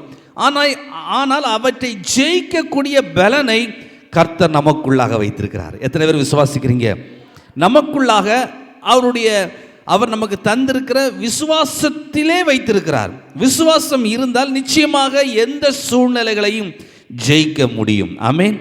அதனால தான் சொல்றாரு, நீ விசுவாசித்தால் தேவனுடைய மகிமை காண்பாய். ஆமென். அப்போ அந்த விசுவாசம் எப்படி வரும்? கேள்வினால் வரும். கேள்வி தேவனுடைய வசனத்திலிருந்து வரும். அப்போ வார்த்தை இருந்தால் ஜெயிக்கலாம், அப்படி வசனம் இருக்குது. வார்த்தையினால் ஜெயிக்க முடியும். வார்த்தை இருந்தால் வார்த்தை விசுவாசத்தை கொண்டு வரும். விசுவாசம் உலகத்தை ஜெயிக்கும். ஆமென். எத்தனை பேர் நம்புறீங்க? எந்த சூழ்நிலைகளையும் உடைத்து எறியக்கூடிய ஒரு பவர் அந்த விசுவாசத்திற்கு கர்த்தர் வைத்திருக்கிறார். நம்முடைய இருதயம் தேவனுடைய வார்த்தைகளால் நிரப்பப்பட்டிருக்கும் போது, அதில் முக்கியமாக நல்ல வார்த்தைகள், எல்லாரும் சொல்லுங்கள் நல்ல வார்த்தைகள், நல்ல நல்ல வார்த்தைகளை கேட்கணும். கர்த்தர் எப்படிப்பட்டவராக இருக்கிறாருங்கிற குறித்து, அவருடைய தன்மைகளை குறித்து நல்ல வார்த்தைகளை, நல்ல நல்ல கேள்வி கேட்குறது ரொம்ப முக்கியம். எல்லாத்தையும் கேட்டுறக்கூடாது. எல்லாத்தையும் கேட்டால் சில நேரத்தில் இருக்கிற விசுவாசம் ஓடி போயிடும். நான் ஒன்று சொல்கிறேன் பாருங்களேன், கேட்குறது ரொம்ப முக்கியம் பாருங்கள். சில நேரத்தில் இங்கே போதிக்கும்போது உங்கள் விசுவாசம் நல்லா பெருகி இருக்கும். அதே நேரத்தில் நீங்கள் வீட்டில் போய் இருக்கும்போது இன்னொரு காரியத்தை இங்கே கேள்விப்படும் போது ஏறின விசுவாசம்லாம் என்ன செய்யணும், சில நேரத்தில் டவுன் ஆகி கீழே போயிடும். நம்ம கேட்குறது ரொம்ப முக்கியம். கேட்குறது நல்ல காரியங்களை கேட்டு அவைகளை இதயத்தில் பத்திரப்படுத்தி வச்சுருக்கணும். அதான் முந்தி போன வருஷத்தில் பேசுகிறேன், எல்லா காவலோட இதயத்தை காத்துக்கொள். கேட்குறது ரொம்ப முக்கியம். கேட்குறத இதயத்தில் பாதுகாப்பாக வைத்திருக்கணும். எதிர்மறையான தீமையான காரியங்களுக்கு உங்கள் செவியை சாய்ப்பதை குறைக்க வேண்டும். ஏன்னா தீமையான காரியங்கள் வரும்போது, எதிர்மறையான காரியங்கள் வரும்போது நம்முடைய விசுவாசத்தை அது செயலிழக்க பண்ணுவது போல இருக்கும். எல்லாரையும் அதை தான் செய்யும். நம்ம கேட்குறதை குறித்து ரொம்ப கரிசனை உள்ளவர்களாய் கவனமாக இருங்கள்னு சொல்லி ஆண்டவர் கேட்கிற விதத்தை குறித்து அநேக உவமைகளை சொல்லியிருக்கிறாரு. கேட்கிறதை குறித்து எல்லாரும் சொல்லுங்க, கேட்கிறதை குறித்து. நல்லது கேட்டால் நல்லதை உங்களிடத்திலிருந்து வெளிப்படும். நல்ல விசுவாசம், பாசிட்டிவான காரியங்கள், சூழ்நிலைகளை, எதிர்மறையான காரியங்களை, கட்டுக்களை, சிறையிருப்பை, அடிமைத்தனத்தை, நுகத்தை உடைக்கக்கூடிய விசுவாசம் உங்களுக்குள்ளே இருந்து வெளிப்படும். ஆனால் எதிர்மறையான காரியத்தை நீங்கள் கேள்விப்படும் போது அவைகள் உங்களை சிறையிருப்புக்குள்ளாக வழி நடத்திவிடும், அடிமைத்தனத்துக்குள்ளாக வழி நடத்திவிடும். ஆகையினால கேட்குறது ரொம்ப முக்கியம். அப்போ கேள்வி தேவனுடைய வார்த்தையினால் வரும். எப்படி கேட்குறது? கர்த்தர் கேட்கறதுக்கு தான் சுவிசேஷர்களை வைத்திருக்கிறார். ஆமென். தேவனுடைய மனிதர்களை வச்சிருக்கிறார். எதற்காகனா இப்படிப்பட்ட நற்காரியங்களை சுவிசேஷமாய் அறிவிப்பதற்காக. எல்லாரும் சொல்லுங்க, நற்காரியங்களை சுவிசேஷமாய் அறிவிப்பதற்காக தேவன் அவருடைய பிள்ளைகளை வச்சிருக்கிறாரு. ஆமென். அப்போ அந்த காரியங்களை பிரசங்கித்து கொண்டே இருக்கிறார்கள்.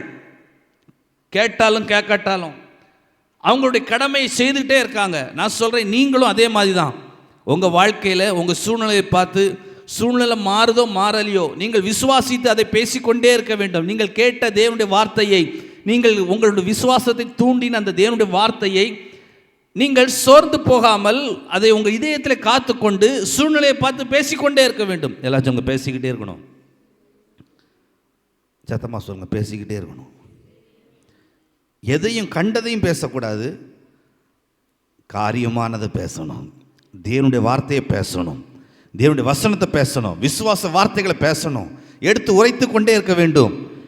ஏனென்றால் அங்கே தான் இருக்குது வெற்றி. அங்கே தான் கர்த்தர் ஏன் இப்படிப்பட்ட தேவனுடைய பிள்ளைகளை வைத்திருக்கிறாரு, பிரசங்கிக்கிறது வச்சிருக்கிறாருன்னா, ஏதாவது இப்படி சிறையிருப்பில் இருக்கிற ஜனங்கள், நுகத்தடியில் இருக்கிற ஜனங்கள் விடுதலையை பெற்றுக்கொள்வதற்காக. ஆமென். விடுதலை பெறணும்னு விரும்புகிறீங்களா? தேவனுடைய வார்த்தையை கேளுங்க. கேட்கறது மட்டும் இல்லை, கேட்ட வார்த்தைகள் எங்கள் வாழ்க்கையில் நடக்கும், நிச்சயமாய் நிறைவேறும் என்பதை நாம் விசுவாசிக்க வேண்டும். விசுவாசிக்கும் போது அது உங்கள் வாழ்க்கையில் அப்படியே பலிக்கும். விசுவாசிக்கிறது, தேவனுடைய வார்த்தைகளை குறித்து பிரசங்கித்து நல்வார்த்தைகளை பிரசங்கிக்கும் போது அதை கேட்டு விசுவாசிக்கிற விசுவாசம் அது என்ன செய்யும் என்றால், உங்களை தேவனை இன்னும் அதிகமாக தேடுவதற்கு உங்களை உந்திவிடும். தேவனை தேடுவதற்கு உதவி செய்யும். கர்த்தருடைய சமூகத்தை நாடுவதற்கு இன்னும் நெருங்கி போவதற்கு உதவி செய்யும். விசுவாசம் உள்ள வந்துட்டுனா அதுதான் முதல் அடையாளம். அதுதான் முதல் அடையாளம். இப்போ வாசிக்கலாம். எரேமியா 29 பழைய ஏற்பாட்டில் 912 பக்கம்.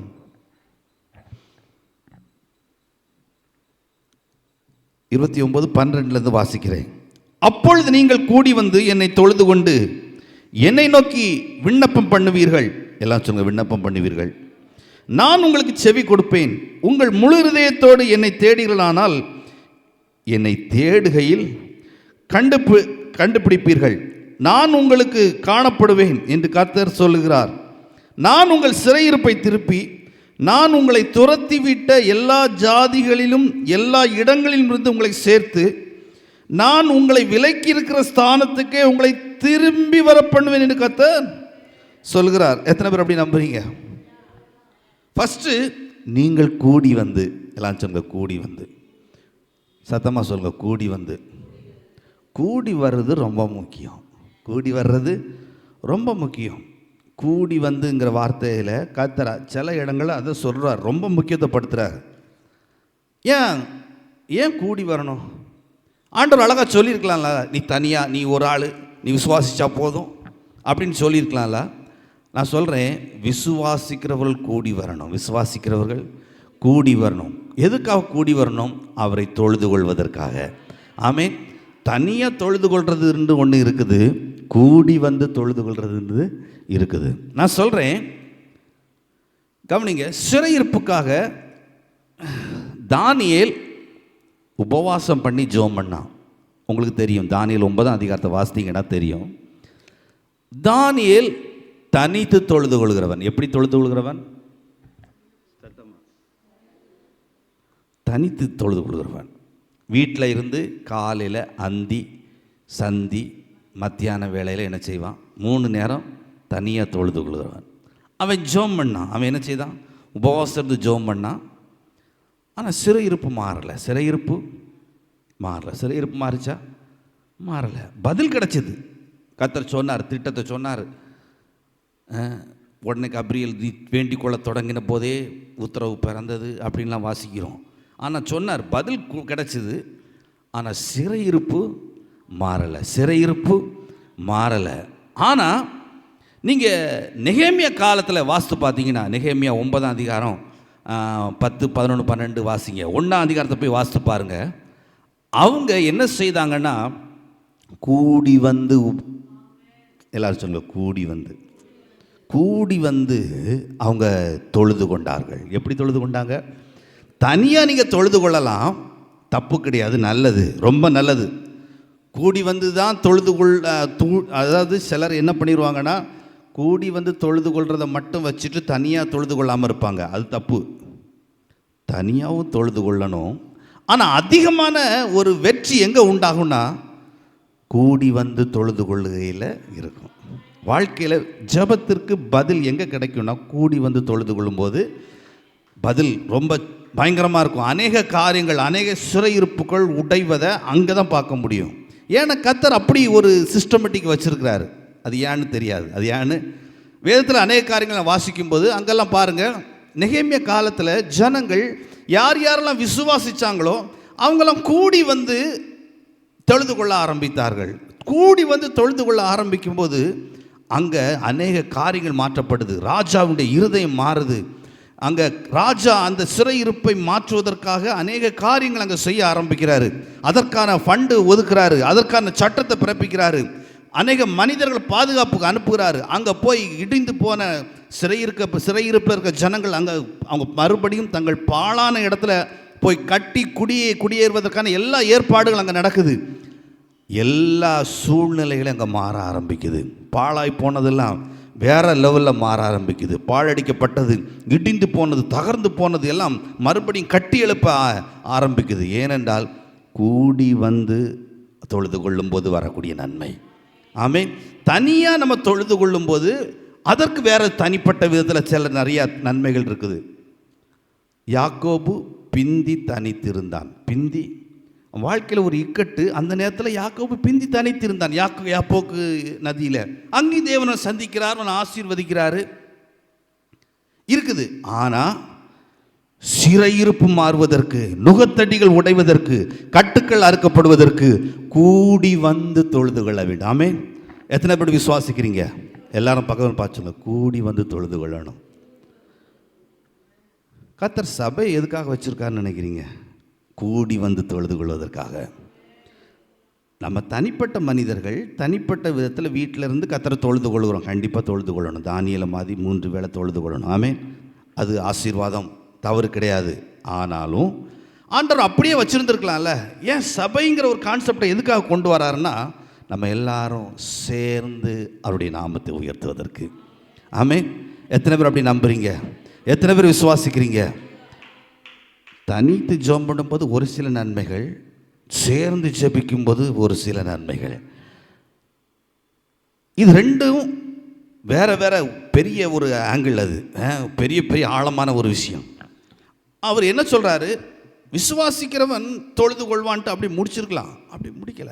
அப்பொழுது நீங்கள் எப்பொழுது, நான் போன வாரத்தில் சொன்னேன், ஒரு மனுஷனுடைய வாழ்க்கையில் அவனுடைய கேடு தெளிய ஆரம்பிக்கிறதுனாலே முதல் அறிகுறி அவன் தேவனை தொழுது கொள்ள ஆரம்பிக்கிறது தான். அதிலே தெரிஞ்சிடலாம் இவனை பிடிச்ச சாபம், இவனை பிடிச்ச பாவம், இவனை பிடிச்ச தரித்திரியம், இவனுக்கு பிடிச்ச கேடு இதோட தெளிய ஆரம்பிக்குது. நான் சொல்கிறேன், எந்த ஒரு மனிதன் ஆராதிக்கிறதுல பின்தங்க ஆரம்பிக்கிறானோ அப்போ விளங்கிக்கிடணும், ஏதோ சிக்கலில் மாட்ட போகிறான். ஏதோ சொல்லுவாங்கல்ல உலகத்தில், கெட்ட நேரம் அவனுக்கு அப்படின்னு சொல்லுவாங்கல்ல. எது கெட்ட நேரம்? ஒரு மனிதன் தேவனை தொழுது கொள்ளாமல் தேவனை விட்டு விலகி செல்வது அவனுடைய கெட்ட நேரம்.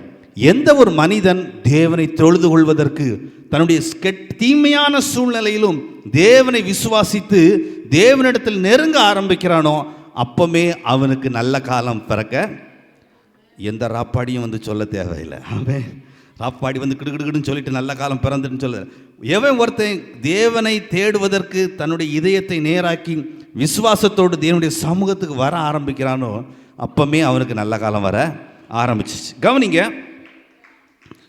அப்பொழுது நீங்கள் கூடி வந்து என்னை தொழுது கொண்டு, எல்லாம் சொல்லுங்க, கூடி வந்து தொழுது கொண்டு என்னை நோக்கி விண்ணப்பம் பண்ணீர்கள், நான் செவி கொடுப்பேன்.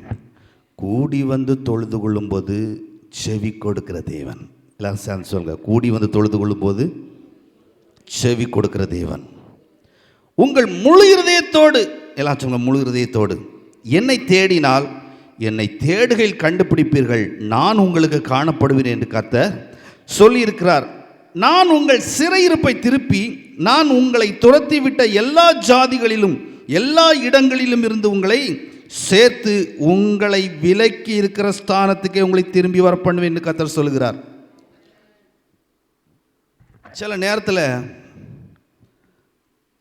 சில நன்மைகளை அனுபவிக்க முடியாமல், சில மேன்மைகளை அனுபவிக்க முடியாமல், சில பாவங்கள், சில சாபங்கள் அந்த இடத்துல நம்ம குடியிருக்க முடியாதபடி, அதை அல்லது நம்ம அனுபவிக்க முடியாதபடி நம்ம அந்த இடத்த விட்டு நம்மளை தள்ளி இருக்க பண்ணியிருக்கோம் வாழ்க்கையில்.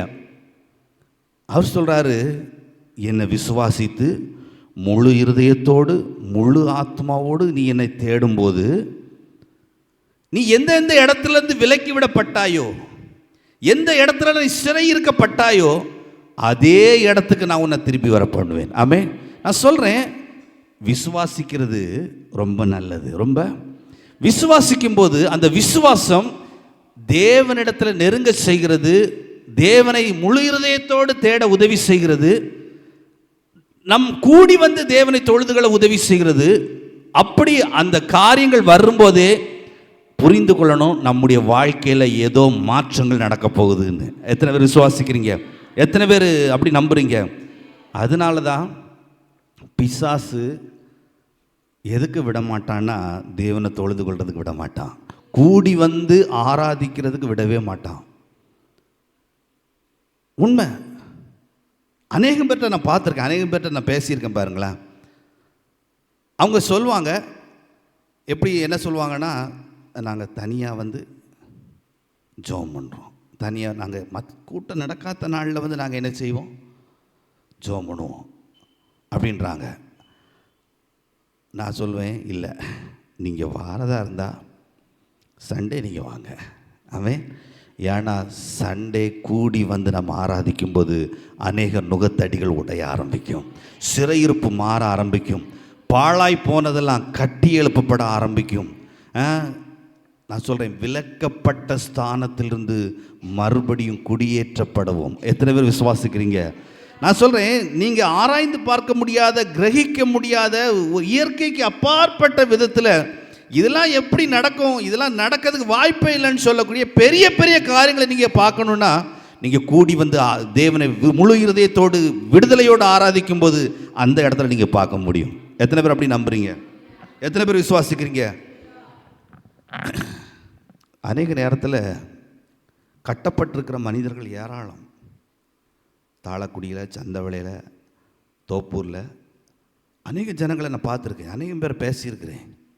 ஆனால் அவங்களுக்கு ஆண்டவர் மேலே நம்பிக்கை உண்டு, விசுவாசம் உண்டு. ஆனால் கூடி வந்து ஆராதிக்கிறதுக்கு அவங்க என்ன செய்ய மாட்டாங்கன்னா, ஏதோ ஒரு வெக்கம், ஏதோ ஒரு பயம், ஏதோ ஒரு தடை அவங்களுக்கு கொடுத்துருப்பான். ஏன்னா பிசாசுக்கு தெரியும், கூடி வந்து ஆராதிக்கிற இடத்துல அவனால் சிறையிருப்பில் கட்டி வைக்கவே முடியாது. நான் சொல்கிறேன், இதெல்லாம் பொருட்படுத்தாமல் ஒரு மனுஷன் எனக்கு விடுதலை வேணும்னு சொல்லி தேவன் மீது நம்பிக்கையோடு கூடி வந்து ஆராதிக்கிறதுக்கு ஒரு மனுஷன் துணிஞ்சு வந்துட்டானாலே அப்போமே நினச்சிடலாம், வசந்த காலம் அவனுக்கு ஆரம்பிச்சிருச்சு, திளிர்க்கிற காலம் ஆரம்பிச்சிருச்சு, இலையுதிர் காலம் எண்டுக்கு வந்துச்சுங்கிறது அது ஒரு நல்ல ஒரு உவமை, அது ஒரு நல்ல ஒரு சிம்பலாக இருக்கும். நான் சொல்கிறேன், கூடி வந்து ஆராதிக்கிறதுல, கூடி வந்து தொழுது கொள்வதில் அவ்வளோ பெரிய ஒரு மேன்மை கர்த்தர் வைத்திருக்கிறார். துரத்தி விடப்பட்ட ஸ்தானத்திலிருந்து மறுபடியும் குடியேற்றி வைக்கிறதுக்கு கர்த்தர் உதவி செய்வார். நான் சொல்கிறேன், சில விஷயங்கள் நம்ம நம்பவே முடியாது, யாருமே நினச்சி பார்க்கல, சிறைப்பட்டு போயிட்டாங்க, இனி இவங்க மறுபடியும் இந்த இடத்துக்கு வருவாங்கங்கிறதுக்கு எந்த ஒரு இதுவும் கிடையாது. ஏன்னா சிறைப்பிடிச்சிட்டு போனவன் ஒருத்தன், அவனுக்கு பிறகு அவங்களுடைய காலங்களில் நிறைய போயாச்சு, அதுக்கடுத்து வேற இன்னொருத்தனும் வந்துட்டான். இவங்க யார், எங்கேருந்து வந்தாங்க எதுவுமே அவனுக்கு தெரியாது. ஆனால் சொல்கிறேன், அவங்க என்னைக்கு கூடி வந்து அவங்க தொழுது கொள்ள ஆரம்பித்தாங்களோ அன்னைக்கு பெரிய மாற்றத்தை பார்த்தாங்க. நினச்சி பார்க்க முடியாத கட்டளைகள், சட்டங்கள் இவங்க குடியேற்றப்படுவதற்காகவே கர்த்தர் பிறப்பித்தார். எத்தனை பேர் அப்படி நம்புறீங்க? எத்தனை பேர் விசுவாசிக்கிறீங்க?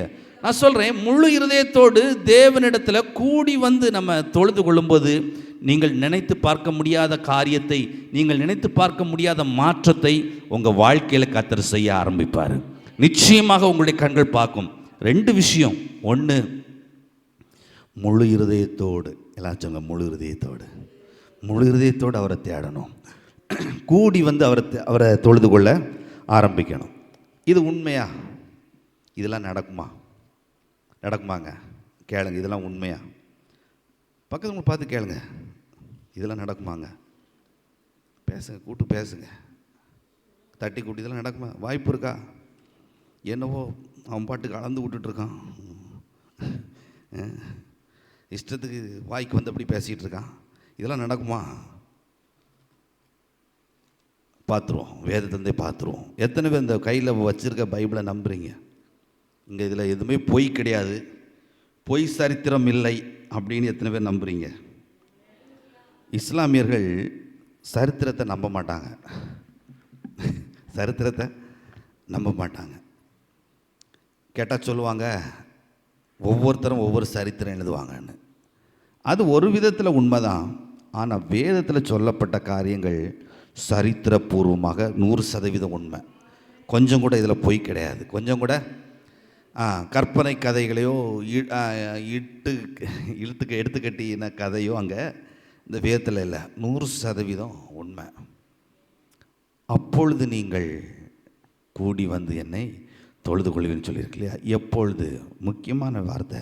எப்பொழுதுனா, இக்கட்டான நேரத்தில், உங்கள் சிறையிருப்பு நேரத்தில், உங்கள் ஆபத்து நேரத்தில், உங்கள் பலவீனத்து நேரத்தில், உங்கள் நிந்தனையின் நேரத்தில், உங்கள் கண்ணீர் நேரத்தில், உங்கள் கவலை நேரத்தில் நீங்கள் கூடி வந்து தேவனை தொழுது கொள்ளணும்.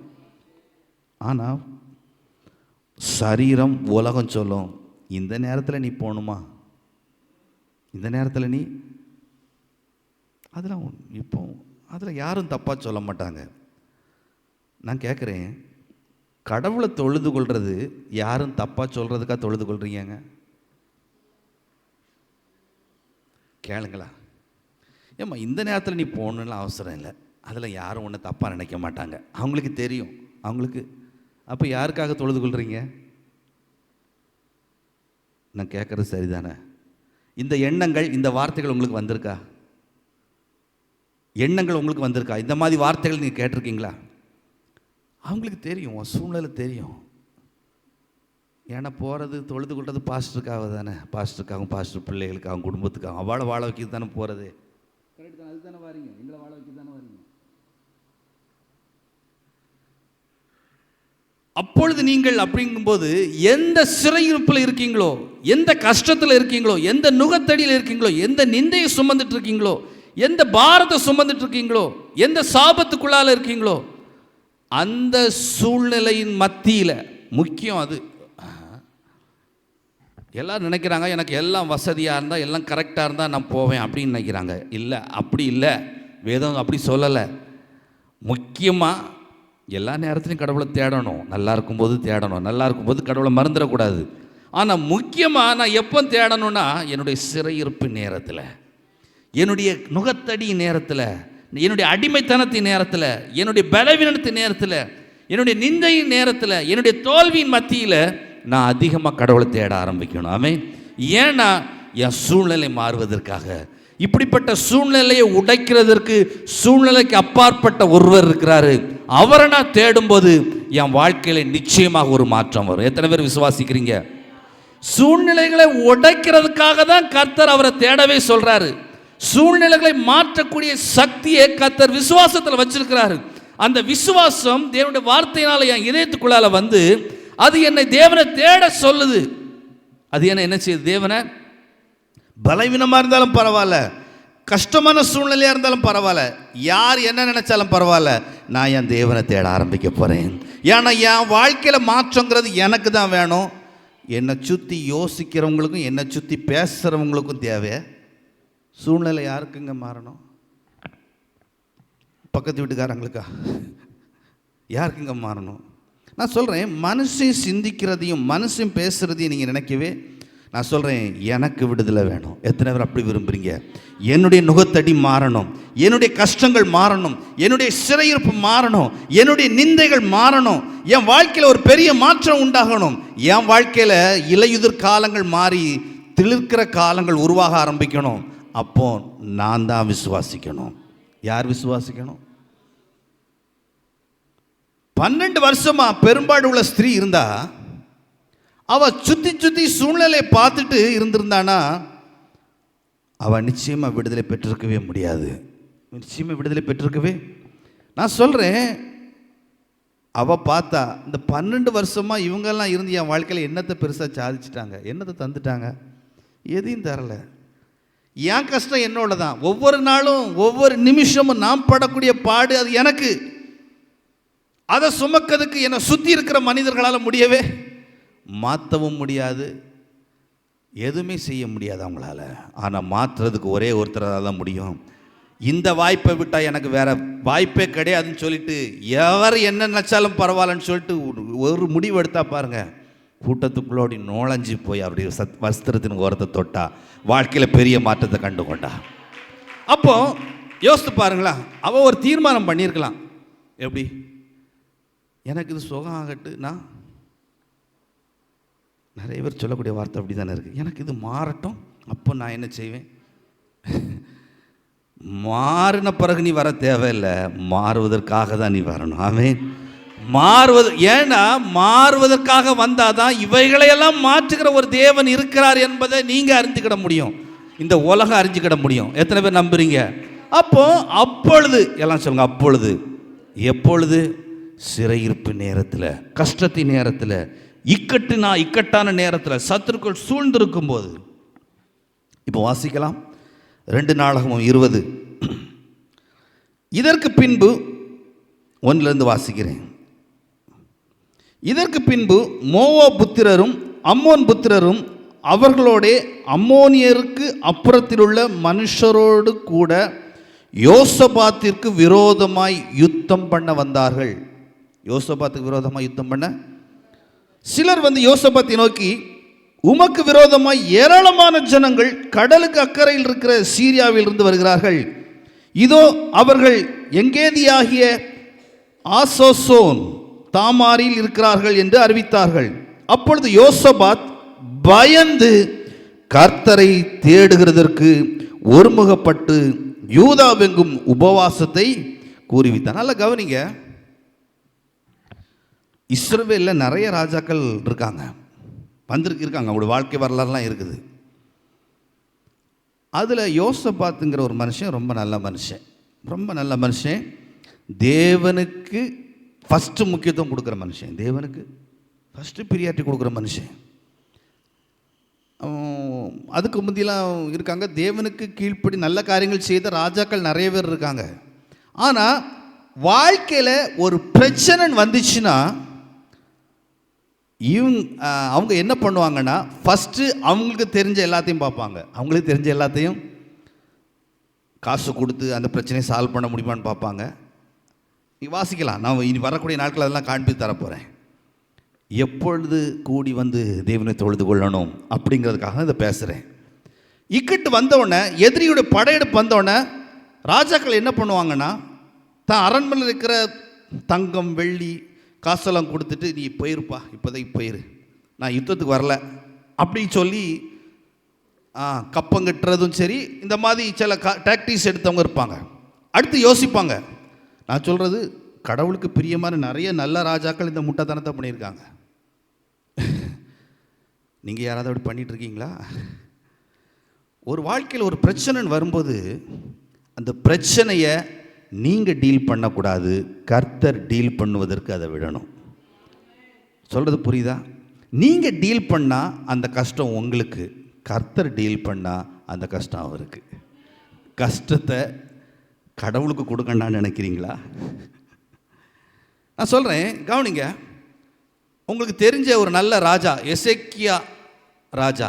எசேக்கியா ராஜா உங்களுக்கு எத்தனை பேர் தெரியும்? ரொம்ப நல்ல மனுஷன், ரொம்ப நல்ல மனுஷன் அவன்.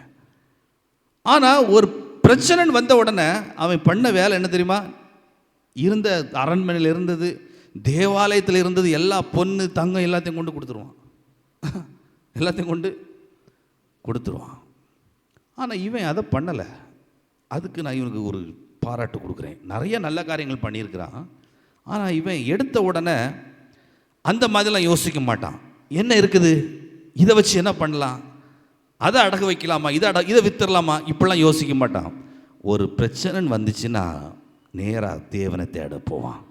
நான் சொல்கிறேன், உங்களுடைய தேவை நேரத்தில் நீங்கள் உங்களுக்கு இஷ்டமானதை யோசிக்காமல் உங்கள் தேவை நேரத்தில் உங்கள் முழங்கால்களை தேவனுக்கு முன்பாக முடக்க ஆரம்பிக்கணும், தேவனை தேட ஆரம்பிக்கணும்.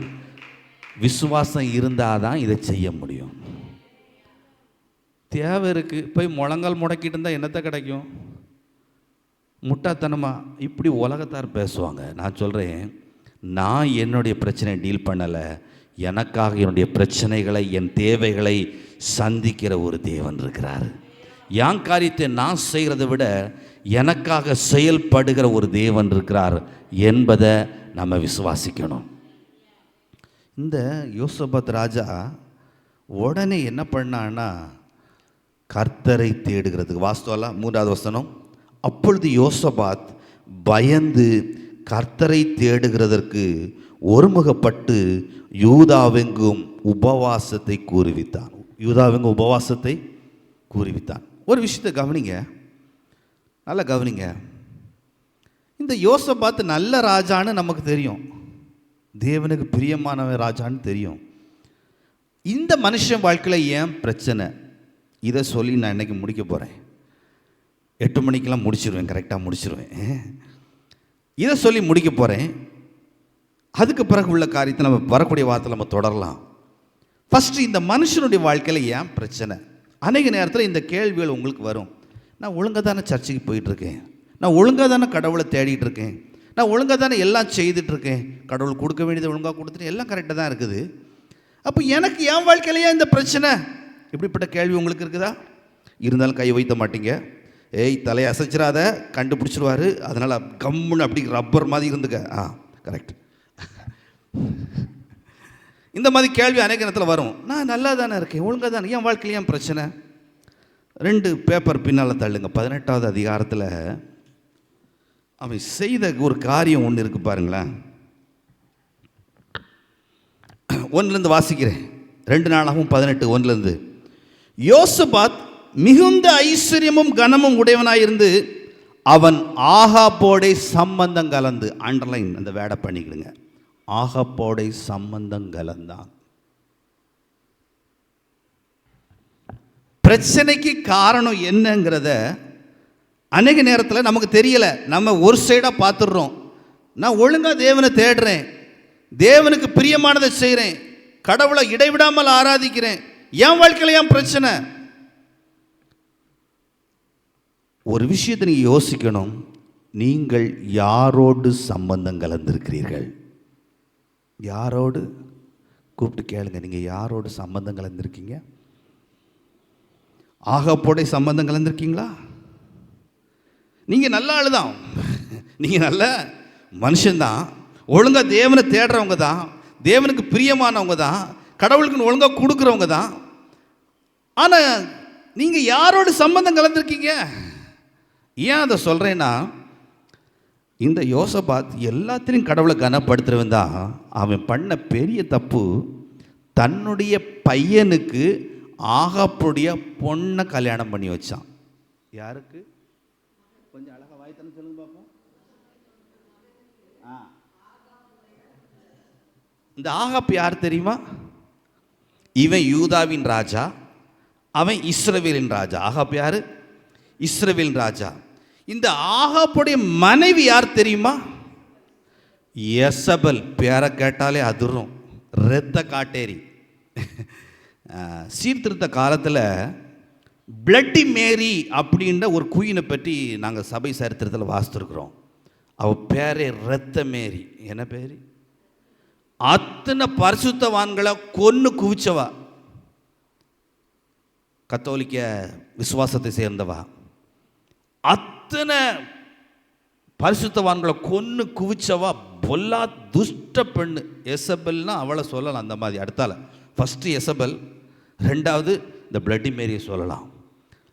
ஆனால் அவள் சொன்னா, நான் ஜானாக்ஸனுடைய முழங்காலுக்கு நான் நடுங்குகிறேன்னு சொன்னான். ஜானாக்ஸனுடைய முழங்காலுக்கு நடுங்குறேன்னு சொன்னான். கவனிங்க, ஏன் இதை சொல்கிறேன்னா, இந்த எசபெல் சீரியா தேசத்தில் உள்ளவா. எங்கே உள்ளவா? அந்த ஏலியா வந்து போனார் பார்த்தீங்களா, சாரிபாத், சீதோன், சீரியாவில் சீதோன் தேசம், சீதோன் தேசத்தில் உள்ள சாரிபாத், அந்த சீதோன் தேசத்தில் உள்ளவா. இவா தேவனை அறியாதவா, விக்கிரகங்களை வழிபடக்கூடியவா. இவளோட ஆகாப் சம்பந்தம் கலக்கிறான். இவா எப்படின்னா, அவன் ராஜா தான், ஆனால் அவள் அட்டென்ஷன் சொன்னால் அவன் என்ன செய்யணும்? அட்டென்ஷன். ஸ்டாண்டர்டிஷன் அவன் என்ன செய்யணும்? உட்காரணும். எழும்புனா அநேக தேவனுடைய தீர்க்கதரிசிகளை கொல்லுவதற்கு காரணமாக இருந்தவா இவா. இஸ்ரவேல் ஜனங்கள் தேவனை விட்டு பாகாலை பின்பற்றுவதற்கு காரணமாக இருந்தவா இந்த எசபேல். இப்போ அவளுக்கு பிள்ளைய இந்த தேவனுடைய மனுஷன், நல்லா கவனிக்கணும், காது திறந்து நல்லா கேட்கணும். வாழ்க்கையில் பிரச்சனை எதனால் வருது அப்படின்னா, நம்ம யாரோடு சம்பந்தம் கலக்கிறோங்கிறது ரொம்ப முக்கியம். எப்படிப்பட்ட நபரை நம்ம திருமணம் செய்கிறோம், நம்முடைய பிள்ளைகளுக்கு, பெண் பிள்ளைகளுக்கு, ஆண் பிள்ளைகளுக்கு எப்படிப்பட்ட ஒரு வாழ்க்கை துணையை ஏற்படுத்தி கொடுக்குறோங்கிறது ரொம்ப முக்கியம். பெற்றோர்கள் அநேக நேரத்தில், விசுவாசத்தில் இருக்கக்கூடிய பெற்றோர்களுக்கும் இதில் பெரிய அவேர்னஸ் கிடையாது. அவங்க என்ன நினைக்கிறாங்க? இந்த யோசபாத் நினச்ச மாதிரி, என் பையனுக்கு அவர் யார், ஒரு இளவரசி ராஜகுமாரத்தி, அங்கே கல்யாணம் பண்ணிக்கிட்டா நிறைய கிடைக்கும். என்ன கிடைக்கும்? எவ்வளோ கிடைக்குங்க? நிறைய கிடைக்கும். ஒருவேளை நினச்சிருக்கலாம், அந்த ராஜ்யத்தையும் என் பையன் என்ன செய்யலாம், வரும் நாட்களில் லாப கணக்கு போட்டுட்டு தேவனுக்கு பிரியமில்லாத மனிதர்களோடு சம்பந்தம் கலந்தால், ஆதாயத்தையும் பணத்தையும் நீங்கள் முதல் காரியமாக வச்சுக்கிட்டு தேவனுக்கு பிரியமில்லாத மனிதர்களோடு சம்பந்தம் கலக்கும்போது வாழ்க்கையில் இக்கட்டுகள், பிரச்சனைகள் வந்து கொண்டே இருக்கும். பிரச்சனைகள் வந்து கொண்டே இருக்கும். அதிலிருந்து நம்ம தப்பிக்கவே முடியாது. ஆண்டவர் சொல்கிறாரு, இஸ்ரவேல் ஜனங்களுக்கு நியாயப்பிரமாணத்தை கொடுக்கும்போது, நீ கானான் தேசத்தில் போய் அங்கே குடியிருக்கும்போது அங்கே உள்ள ஜாதிகளோட நீ சம்பந்தம் கலவாதிருப்பாயாக. சத்தமாக சொல்லுங்க, அங்குள்ள கானானிய ஜாதிகளோட நீ என்ன செய்யக்கூடாது? அவர்கள் குமாரரை உன் குமாரத்திக்கு கொடுக்காமலும், அவர்கள் குமாரத்திகளை உன்னுடைய குமாரருக்கு கொடுக்காமலும் இருப்பாயாக. நீ அப்படி செய்தால் அவர்கள் உனக்கு கண்ணி ஆவார்கள். எப்படி ஆவார்கள்? பக்கத்தில் கூப்பிட்டு கேளுங்க, சம்பந்தம் கலந்து ஏதாவது கண்ணியில் மாட்டிகிட்டு இருக்கீங்களா? கூப்பிட்டு கேளுங்க. யாருமே திரும்ப மாட்டேன். அத்தனை கண்ணியில் மாட்டியிருக்கோம். கூப்பிட்டு கேளுங்க. பணத்தையும் மற்ற காரியத்தையும் பார்த்துட்டு தேவனுக்கு பிரியமில்லாத மனிதர்களோடு சம்பந்தம் கலந்து கண்ணியில் மாட்டியிருக்கீங்களா? நான் சொல்கிறேன், பிரச்சனை அலை மேல் அலையா கடல் அலை மாதிரி வந்துக்கிட்டே இருக்கும், முடிவு இருக்காது. என்ன இருக்காது? யோசபாத் நல்ல மனுஷன்தான், ரொம்ப நல்ல மனுஷன்தான், தேவனுக்கு கீழ்ப்படுகிற மனுஷன்தான். அநேக தடவை மரண போராட்டம் இந்த சம்பந்தம் கலந்ததுனால அவன் வாழ்க்கையில் வந்துச்சு. அவன் வாழ்க்கையில் வந்துச்சு. பின்னால் இங்கே வாசித்து பார்த்தீங்கன்னா, இந்த ஆகாப் இப்போ பொண்ணு எடுத்தாச்சு, மச்சான் ஆயாச்சு இல்லையா? இப்போ ஆகாப் மச்சான் கூப்பிடுறாரு, யோசபாத் மச்சான் வாரம் அந்த சீரியா ராஜாட்ட போய் சண்டைக்கு போவோம். சீரியா ராஜாட்ட போய் வேற வழி கிடையாது, சம்பந்தி ஆயாச்சு, கூப்பிட்டா போய் தானே ஆகணும். நல்ல கவனமாக கேட்கணும், நல்ல கவனமாக கேட்கணும். சம்பந்தம் கலக்கும்போது அவங்களுடைய எல்லா காரியங்களுக்கும் நீங்களும் துணை போக வேண்டிய ஒரு சூழ்நிலை வரும். சூழ்நிலைக்கு தள்ளப்படுவீர்கள், உங்களுக்கு விருப்பம் இருந்தாலும் இல்லாவிட்டாலும். வேற வழி இல்லை, பொண்ணை எடுத்தாச்சு, இல்லை பொண்ணை கொடுத்தாச்சு, இனி எல்லாத்துலேயும் நம்ம என்ன செய்து தான் ஆகணும். ஆண்டவர் சொல்கிறாரு, அது உனக்கு கண்ணியாக இருக்கும். எப்படி இருக்கும்? கண்ணியாக இருக்கும். சொல்லுவாங்கள பழமொழி, கழுதைக்கு வாழ்க்கப்பட்டா தெரியாத பழமொழி. பொதி சுமக்க தான் அழகாக சுமந்துடலாமே, அது 8 நாள் வாங்கிட்டு தான் போகணும். கழுதைக்கு வாழ்க்கப்பட்டா சம்பந்தம் கலந்தா அநேக நேரத்தில் கண்ணியில் மாட்ட வேண்டியது இருக்கும். அநேக பிரச்சனைகள் யோசபாத்துடைய வாழ்க்கையில் அநேக உயிர் பிரச்சனை வந்துச்சு. உயிர் பிரச்சனை வந்துச்சு. தீர்க்கதரிசி எச்சரிக்கிறாரு, நீ தேவனுக்கு பிரியமில்லாத மனுஷனோடு கூட நீர் பண்ணதுனால அவனுக்கு வரக்கூடிய ஆபத்து உனக்கு வர இருந்துச்சு. சம்பந்தம் கலக்கும்போது நான் சொல்கிறேன், உங்கள் பிள்ளைகளுக்கு பொண்ணு எடுக்கதா இருந்தாலும் சரி, பொண்ணு கொடுக்கதா இருந்தாலும் சரி, ரெண்டாக இருந்தாலும் முதல்ல எவ்வளவு பணம், எவ்வளவு ரொக்கம், எவ்வளவு டவுரி, என்ன வேலை, என்ன ஜாதி, இதெல்லாம் பார்க்காதீங்க. முதல்ல வாரது சாபம் பிடிச்ச குடும்பமாக இருக்கக்கூடாது. எப்படிப்பட்ட குடும்பமாக இருக்கக்கூடாது? அநேக பழி பாவங்கள் அநேக பயங்கரமாக செய்து பொல்லாத தேவ கோபாக்கினைக்கு காரணமான குடும்பமாக இருக்கும். அந்த குடும்பத்தில் போய் பொண்ணை எடுத்துட்டு பொண்ணை கொடுத்துட்டு நீங்களும் சேர்ந்து கஷ்டப்படக்கூடாது. நீங்களும் சேர்ந்து என்ன செய்யக்கூடாது? நான் சொல்கிறேன், வசதி இல்லாட்டா கூட பரவாயில்ல, எந்த சாபமும் இல்லாத, எந்த யாருக்கு அநியாயமாக ரத்தம் சிந்தாத, யாரையும் வஞ்சிக்காத, தேவனுக்கு பிரியமான, தேவனுக்கு கீழ்ப்படுகிற, தேவ பயமுள்ள, ஏதோ ஆணானாலும் பெண்ணானாலும் உங்கள் குடும்பத்தோடு வந்து சேர்ந்தா அது உங்களுக்கு ஆசீர்வாதமாக இருக்கும். நான் சொல்கிறேன், தேவையற்ற பிரச்சனைகள் உங்கள் வாழ்க்கையில் என்ன செய்யாது? வராது. ஆனால் இப்படிப்பட்ட காரியங்களில் நீங்கள் போகும்போது நான் சொல்கிறேன், அநேக கண்ணிகளில் நீங்கள் இருப்பீங்க. நீங்கள் நடக்கிற இடத்துலலாம் கண்ணி வெடி இருக்கும். என்ன இருக்கும்? எந்த நேரம் எது வெடிக்குன்னு தெரியாது, எந்த நேரம் உயிர் போகுதுங்கிறது தெரியாது. நான் சொல்கிறேன், உங்களால் பெருசாக எதுவும் சாதிக்காண்டா ஆண்டவர்கிட்ட சொல்லுங்கள், ஆண்டவரே என் குடும்பத்தில் வரக்கூடிய ஆணாக இருந்தாலும் மருமக்கமாறு, ஆணாக இருந்தாலும் சரி பெண்ணாக இருந்தாலும் சரி, சாபத்துக்கும் பாவத்துக்கும் உள்ள அந்த இப்படிப்பட்ட குடும்பத்திலேருந்து எனக்கு வேண்டாம். பெருசாக பணம் பொருள் எதுவும் எனக்கு வேண்டாம். உங்களுக்கு பிரியமான, உங்களுக்கு பயந்த ஒரு நல்ல ஒரு வாழ்க்கை துணை எங்களுக்கு கிடைச்சா போதும். நான் சொல்கிறேன், யோசபாத்துக்கு வந்த பிரச்சனைக்கான காரணம் இதுதான். அநேக தேவனுடைய விசுவாசிகள் நீங்கள் எல்லா இடத்துலையும் போய் விசாரித்து பாருங்கள். நம்ம நினைப்போம், ஒழுங்காக தானே அவங்க சர்ச்சுக்கு போகிறாங்க, அவங்க வாழ்க்கையிலே அந்த பிரச்சனை, அவங்க யாரோடு சம்பந்தம் கலந்துருக்காங்கங்கிறத நீங்கள் பார்க்கணும். ரொம்ப ஞானமாக இருக்கணும். பெற்றோர்கள் இந்த விஷயத்தில் ரொம்ப ஞானமாக இருக்கணும். நம்ம சம்பந்தம் கலக்கிற ஆட்கள் யாருங்கிறது தெரியணும். அவங்களுடைய சூழ்நிலை பற்றி தெரிஞ்சிருக்கணும். மற்ற சூழ்நிலையெல்லாம் பார்ப்போம், பெரிய வீடு இருக்குது, சொத்து சுகம்லாம் ஏராளம் இருக்குது, அப்பா அம்மா கவர்மெண்ட் ஆஃபீஸரு, அதோட சேர்ந்து தேவ சாபமும் இருக்கா? அந்த குடும்பம் பாவம் செய்யறதுக்கு அஞ்சாத குடும்பமா, தேவ கோபாக்கினைக்கு காரணமான குடும்பமாங்கிறத முதல்ல பார்க்கணும், அங்கே பார்க்கணும். இதெல்லாம் இருந்துட்டு எவ்வளவு பணம் பொருள் இருந்தாலும் உன் வாழ்க்கையில் ஒரு தண்ணியை கூட நீ நிம்மதியாக குடிக்க முடியாது. வாழ்க்கைப்பட்டு போகிற உன் பெண் பிள்ளையாக இருக்கலாம், அல்லது அங்கே உன் வீட்டுக்கு வரக்கூடிய வாழ்க்கைப்பட்டு வரக்கூடிய பிள்ளையாக கூட இருக்கலாம். நான் சொல்கிறேன், அதன் நிமித்தம் உன் பிள்ளைகளும் உன் குடும்பமும் நீயும் கண்ணீர் வடிக்க வேண்டிய நாட்கள் இருக்கும். அநேக நேரத்தில் யோசிக்கிறோம், ஏன் என் வாழ்க்கையில் பிரச்சனை? ஒரு செகண்ட் யோசித்து பார்க்கணும், நான் யாரோடு சம்பந்தம் கலக்கிறேன், என்னுடைய சம்பந்த உறவு யாரோடு வைத்திருக்கிறேன், அது ரொம்ப முக்கியம். யோசபாத் வாழ்க்கையில் இவ்வளவு பெரிய பிரச்சனை வர்றதுக்கு காரணம், அவன் ஆகாப்போடை சம்பந்தம் கலந்தான். அநேக தேவனுடைய தீர்க்கதரிசிகளை கொலை செய்த அந்த கொலைக்கார தகப்பனுக்கும் தாய்க்கும் பிறந்த அந்த பிள்ளைய அவன் கல்யாணம் பண்ணான். அவங்களுடைய சாபம் அந்த பிள்ளைக்கு மேலே இருக்குது. அந்த சாபத்தில் இவன் பொண்ணை எடுத்தா அந்த சாபத்துக்கு இவன் குடும்பமும் பங்காளி ஆகுது. நல்லா கவனிக்கணும், ரொம்ப முக்கியம். எத்தனை பேருக்கு நான் சொன்னது விளங்குச்சு? ரொம்ப சங்கடமாக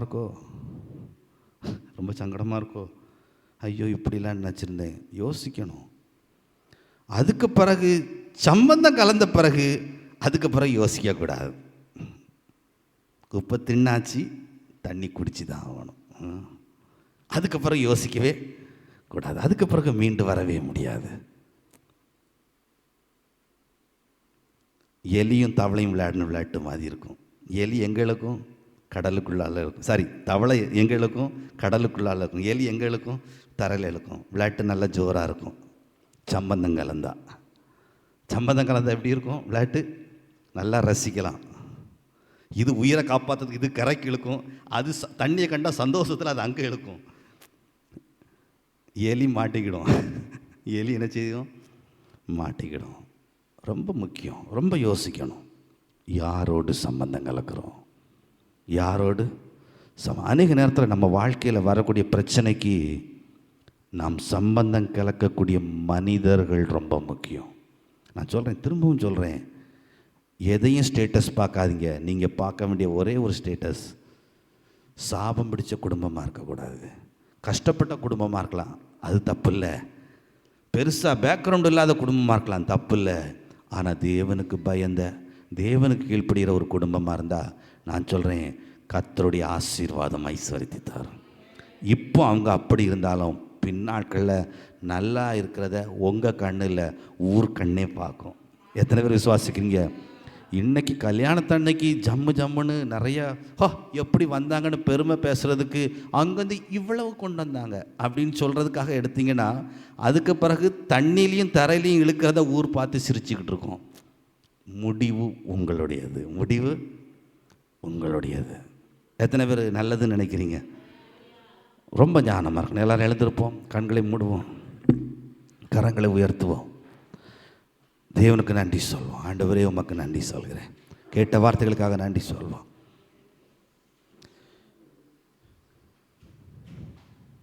யோசபாத் வாழ்க்கையில் பிரச்சனை வந்ததுக்கான காரணம் இதுதான். அவன் நல்ல மனுஷன்தான், தேவனை தேடுறவன் தான், தேவனுக்கு பயந்தவன் தான். வாழ்க்கையில் பிரச்சனை வரும்போதெல்லாம் கடவுளை தான் நினைக்கிறவன், தான் சுயத்துக்கு இஷ்டத்துக்கு முடிவெடுக்கிறேன் கிடையாது. ஆனால் அவன் வாழ்க்கையில் அவன் சந்தித்த ஒவ்வொரு பிரச்சனைக்கும் காரணம் அவன் சம்பந்தம் கலந்த ஆகாப்பின் வீட்டார். அப்படியே அர்ப்பணிப்போம். ஆண்டவரே, உங்களுக்கு பிரியமில்லாத மனிதர்களோடு நாங்கள் சம்பந்தம் கலக்கக்கூடாது, அவங்களோடு எங்களுடைய நட்புகளை வச்சுருக்கக்கூடாது, அவங்களோடு நாங்கள் எங்கள் உறவை வச்சுருக்கக்கூடாது. அவங்க எவ்வளோ பெரிய ஆளாக இருக்கலாம், ஆனால் உங்களுக்கு பிரியமில்லாத துஷ்ட மனிதர்களோடு ஆண்டவரே நாங்கள் எந்தவித நட்போ உறவோ சம்பந்தமோ நாங்கள் கலக்கக்கூடாது. ஆண்டவரே, எத்தனை பேர் அர்ப்பணிக்கிறீங்க? எங்களை அன்பின் பரலோக பிதா உமக்கு நன்றி சொல்கிறோம். நீ தந்த நல்ல வார்த்தைக்காய் நன்றி சொல்கிறோம் ஆண்டவரே. உம்மை தேடும்போது எங்களுக்கு பலன் அளிக்கிறதான தேவன்.